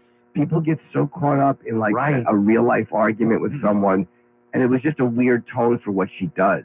Yeah. And people are like, "What are you doing? Who cares? He's there to promote something. Who cares?" Yeah, she went after him about the Second Amendment. Yep. And he didn't back down. No. And it was weird because it was such a lighthearted show. I got my Coors walls. I'll throw them at you. Why do you have guns? Who's that, Voss? Yeah. Well, she kind of sounds like that these days. She's just very, she's a downer. Yeah. She's a downer now. She was difficult at SiriusXM when they hired her to do the show. Of course they hired And her. she was there for a while and then stopped doing her show. Her producers were hosting her show for months because she wasn't getting any of the sponsors that she used to have from the talk show. Oh, okay. And when she went from the talk show to The View to SiriusXM. Yeah. And I forgot she did The View. Yeah. She did it for one season or something. Yeah. Was that it? She made big news on that show when she was on. Look at us, what hens we are. Yeah, how long was she on? What happened? Oh, for Pete's sake, Anthony, you're lying. Oh, how the time flies. That was good. I think the best view, though, was... Feel free to set the doorway to this room on fire. 3 old bags. They're locking it now. Yeah, I wanted to get to the fact that screw her, because she's bad-mouthing the United States of America. And here she is talking about when she might return, what her criteria might be. Okay. Let's listen. When, it is safe for all citizens to have equal rights there in America, that's when we will consider coming back. Please come back. It's been heartbreaking to see what's happening politically, and what? Hard for me personally as well. The personal is political, as we all know. The mainstream media has been letting us all down there in America, where the fourth estate is required in order to maintain a democracy. And, they haven't been doing their job. So they ragged Trump. Here's hoping that they will get better before it's too late. And here's hoping it's not too late already. I encourage everyone to stand up, to use their voice, to protest, to demand what? What is it? That we follow the Constitution in our country. She just goes on social media from Ireland. And not a king. All right. Not a man. Not a king. It's not a king. And we don't have cruelty as part of our governing style. So doling the tax. All right, then. Shut up, Rosie. Please. Shut up. Turn her off. I can't stand her. You let her get to you. I do. Because it's like... Take it easy, Philly. What? What, Philly? What, your brother, whatever happened there, And he just gets angry again. That scumbag cousin of yours. Yeah. Phil, take it easy. Phil. Whatever happened there? What a dolt. But so Rosie, what rights don't people have? This is what it, and she's blaming the media. Now, we've been talking about how garbage the media's been for a while. All they do is they're a propaganda wing. Yeah. People can argue whether it's for the left or the right. It's obviously been biased for the left. More of it, yeah. Much more of it. So what did they not do, Rosie? The fact that Trump got elected is pissing Rosie off because she thinks the media should have done more smearing and more libel and slander and lies about Trump. So her idea of the media not doing its job is he got elected. You guys didn't do enough of destroying this guy. So she then thinks that rights are being taken away. Whose? The Constitution. Trump doesn't want little groups to have their own little rights and special treatment. So we all have our rights under the Constitution, and those are the rights that we have as Americans. And she thinks they're being taken away and runs off to Ireland. Go screw. Good. Goodbye. We should go down to New Orleans and hand out free Cuba leaflets.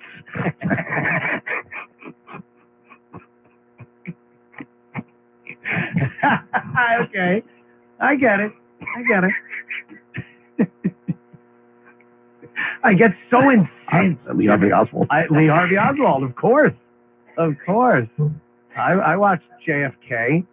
On my chest. I watched it. On time. And there's some, I'm a Trump supporter, obviously, but I'm not this just fanatic, everything is great.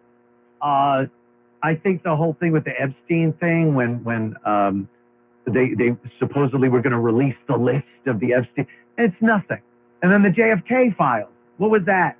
Nothing. No, there's just a few family ties or whatever. There was really not much there that would help. No, talk or no. silver bullet or something, as they say. So that kind of was a downer. That was disappointing. Yeah. And, I think Trump's a weird guy. I get it. He's a weird guy, but I think he's doing what needs to be done right now. As far as, especially, the world has been screwing us over for a long time, economically especially. Sure. And I don't know, is this the right thing to do? The tariffs and stuff? I don't know. What am I? Economics major? I don't know. So, but he's doing something. Everyone else just sat there and we took it. And now he wants to do something. So I'm kind of good. Yeah, I don't know anything about tariffs. Like the way he explained it kind of made sense, but I don't know if he's right or wrong. I just don't know. I don't know anything about it. And you know what it is? No one does. No. All these people think, with a few scrolls of your thumb, you're an expert at everything. And every week there's some new thing that everyone professes to know everything about, and they'll get on and tell you what an idiot you are because you don't know anything about that. And that's another thing that this damn phone is. It really does. It makes everyone's unbearable. Yeah. Everyone is unbearable. I just can't. I don't care. I don't care about the debates. Yeah. Meaning, regular people. Right. They'll make a big deal about two people debating Israel. They're debating the death penalty. I don't care what they say. I don't care. They're not the story. And how does a machine, you pick up your phone, how does this little gadget that has porn on it, why are we doing anything else?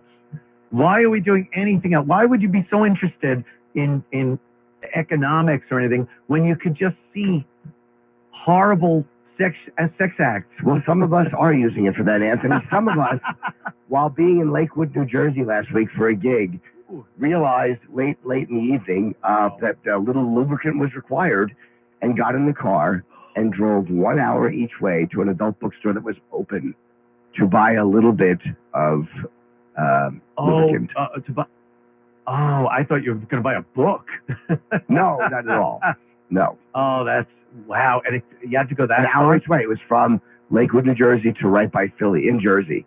Each way hour. I think pharmacies now, any pharmacy, CVS has an aisle where you can get. No, they have the stuff I don't like. The stuff I need. Oh, now you're being picky. I am being picky, yeah. There's only certain ones I like. That Astroglide, I'd literally rather have somebody vomit in my hand.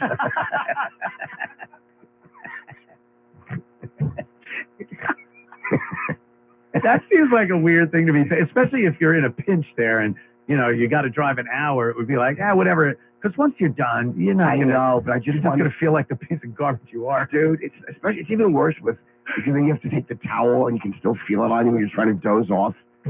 Just have that slippery feeling. It's pretty awful. I would gather. I go an hour each way to do it. So yeah, I do that stuff on my phone. Yeah. That's my point. You've always had kind of an issue. Yes, I have. With that. Very dirty boy. The spending hours on end. And then upon completion, it's like, why did I waste that much time Absolutely doing this? I'm garbage. Sure. Why did I just use butter for my toast? It's so much faster. It tasted better.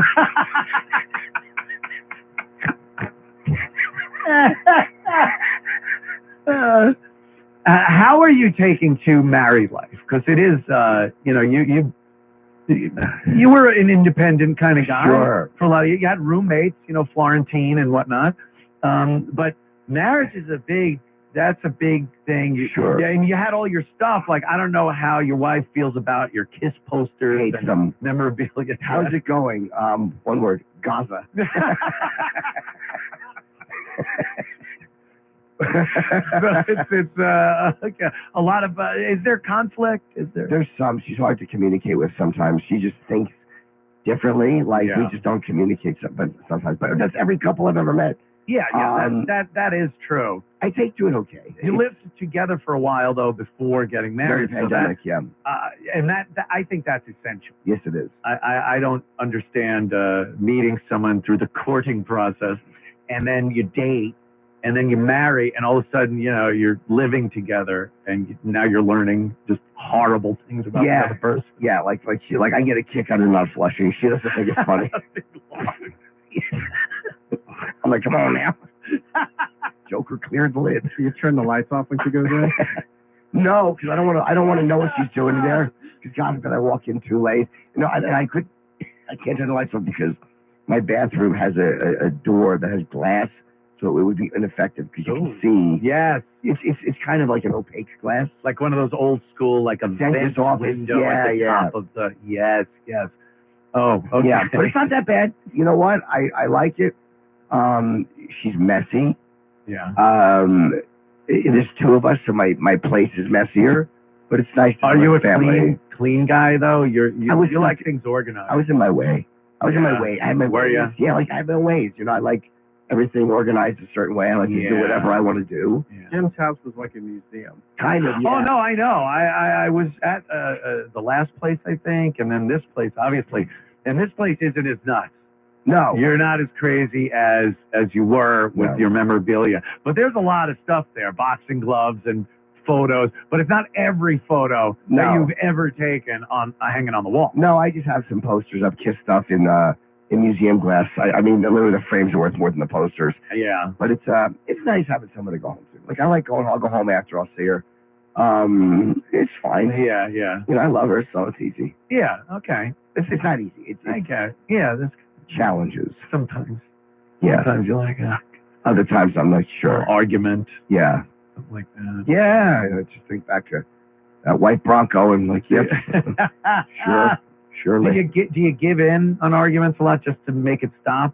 Because I think you're pretty dedicated to an argument. Yeah, I'm not good at giving in. Sometimes she's so obnoxious. She'll go, just say you're sorry. But I'm not sorry at all. I'm like, and I tell her I'm not sorry at all.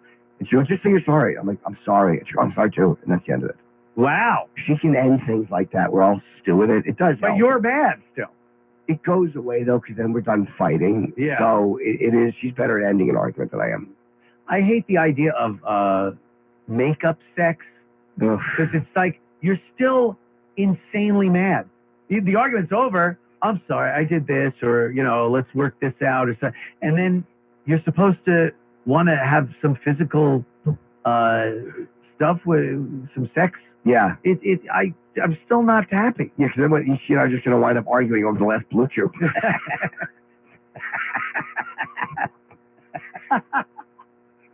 Let's be on your night table in a Pez dispenser. Your turn. Yeah, but no, I'm not big on makeup sex either, to be honest with you. Yeah. Now, still living in New York. Sure. Do you when you're driving around, do you at least notice hookers? Because I know you used to be. They're not anywhere anymore. They're not anywhere, right? No, and it's funny. I got a new car. I'm doing a Subaru now because it was less expensive. I'm being more responsible. It's gay. And I never, Subarus. Is that a lesbian car? I think it's a lesbian vehicle, but for a guy, I don't know if it's gay, like for a guy. I only got it because they're supposed to be very good in the snow, and I was doing some upstate driving, and I was like, I just need something better than this BMW. And it's half the price for a lease. And I like it. I like the old Subaru. And you ever think of pulling it in a garage, closing the door, and starting it? It's all I think of. There's not a time I get in that car that I don't look for duct tape and a towel and a garden hose. I want to put your picture up. Yeah, I've thought of coming up after my program is Dominic Carter. He does his show after my show. And I'm going to pop on with him for a couple of minutes at the beginning of his show, see what he'll be doing this evening. Also, what do you got to plug? Because I want to get everybody's plugs this week. E-Rock, where will you be eating? I mean, that's just not nice. Well, I still have Anthony's credit card, so I'll be over at Smith & Leslie's over there. Amex. I was wondering why that was still coming in. I'm going to Key West this weekend, this Friday, Saturday. Ooh. And I got a bunch of gigs. Just go to my website, JimNorton.com. Do you still enjoy going around touring? Yeah, I'm doing it more now because, again, that's where the money is. Yeah. But I like that I can just go out and not worry about getting back for radio. It's great. It's great. Yeah. I don't miss it at all. Like, I miss, again, the knowledge that the money's there, but I don't see any real life effect from it. Like, I don't miss waking up and walking in at all. It's nice being able to pull the throttle back a little bit, do a little more of what you want to do. Go do gigs, drive. You know what? Can we tack a Sunday or a Thursday onto that weekend? Yeah. And I'll just drive and take a nice leisurely, have another night in a hotel by myself. Tug.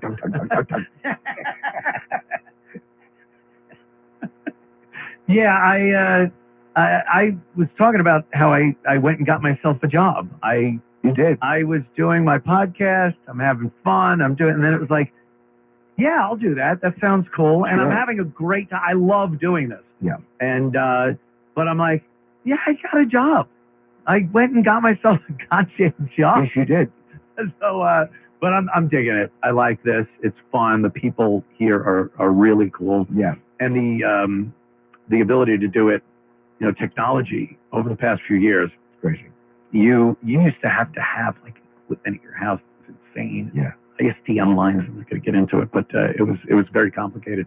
Now, what I have for my podcast is perfectly good for this, so I do that, and it just makes it easier. But I definitely appreciate the opportunity to get back on broadcast radio. Yeah. It's a little vindication thing there. Sure. A little bit. It's fun. Yeah. To be asked for such a piece of garbage as myself to return to FCC-regulated airwaves. It is, yeah. You got a little bravery was there on the part of the management here. Yeah. It happens. Either that or this is a springtime for Hitler situation. They assume this is They're just hoping it bombs. Thank the whole company. Right. You can use it as a write-off. So how long am I going till? 59:40? Oh, that's like a minute or something like that. So E-Rock, you're well. What are you doing with yourself? You have a kid. I know that. I have the kid. That takes up a lot of my time. I have a bunch of freelance stuff, and I'm still doing my show for the iHeart Radio Network. Yeah, where do you take that? I built my own studio. Oh, okay. When COVID hit, they just don't let anybody in the building anymore, so I just do it all from home. That's what happened with, I was doing Bernie and Sid at the old ABC, and then COVID hit, and I just didn't hear from him anymore. And then Sid got mad at me, thinking I just blew him off. He started giving me some what have you. And now, we're the best of friends. Happy Passover, Sid. I like this facility better. I can't believe they found such a great place. Like, the other place was older. This is just better. Yes, and the host on Sunday night is better. Lionel? Me. Oh. Yeah. I don't know who they had last time before you. probably Anthony Weiner or something. He was here for a while. Was he really? Yeah. You're surrounded by people we cause problems for. All over the place. I know. It is funny, but Anthony. Once I realized they had him on, I'm like, I got to be a shoo-in. I'm not that bad. Is he good on the radio? I don't know. He's a pretty smart guy. I never listened to him. Okay. How smart can you be if you're texting children? Well, look, as they say, the smartest people make questionable mistakes. Perhaps that area his intelligence was not great. Perhaps. Yeah. Jimmy, I got to tell you, just great. I've been looking forward to hanging out with you, and Me too. so have the listeners and fans and social media. They love when we get to hang out. I know it's great to not have anything to worry about in the morning, and not. When you're back, I'd love to do it again. Yeah, very cool. Okay, I'm going to be back for a couple of minutes with where's my paper? Dominic Carter. Jesus. And so stick around. Anthony Cumia. This is New York's talk leader, the crown jewel of talk radio. All right. Have a good night, everybody. Have a great week. I'll see you soon. Bye-bye. Have a great week. 77 WABC News, 59 past the hour, 51 in most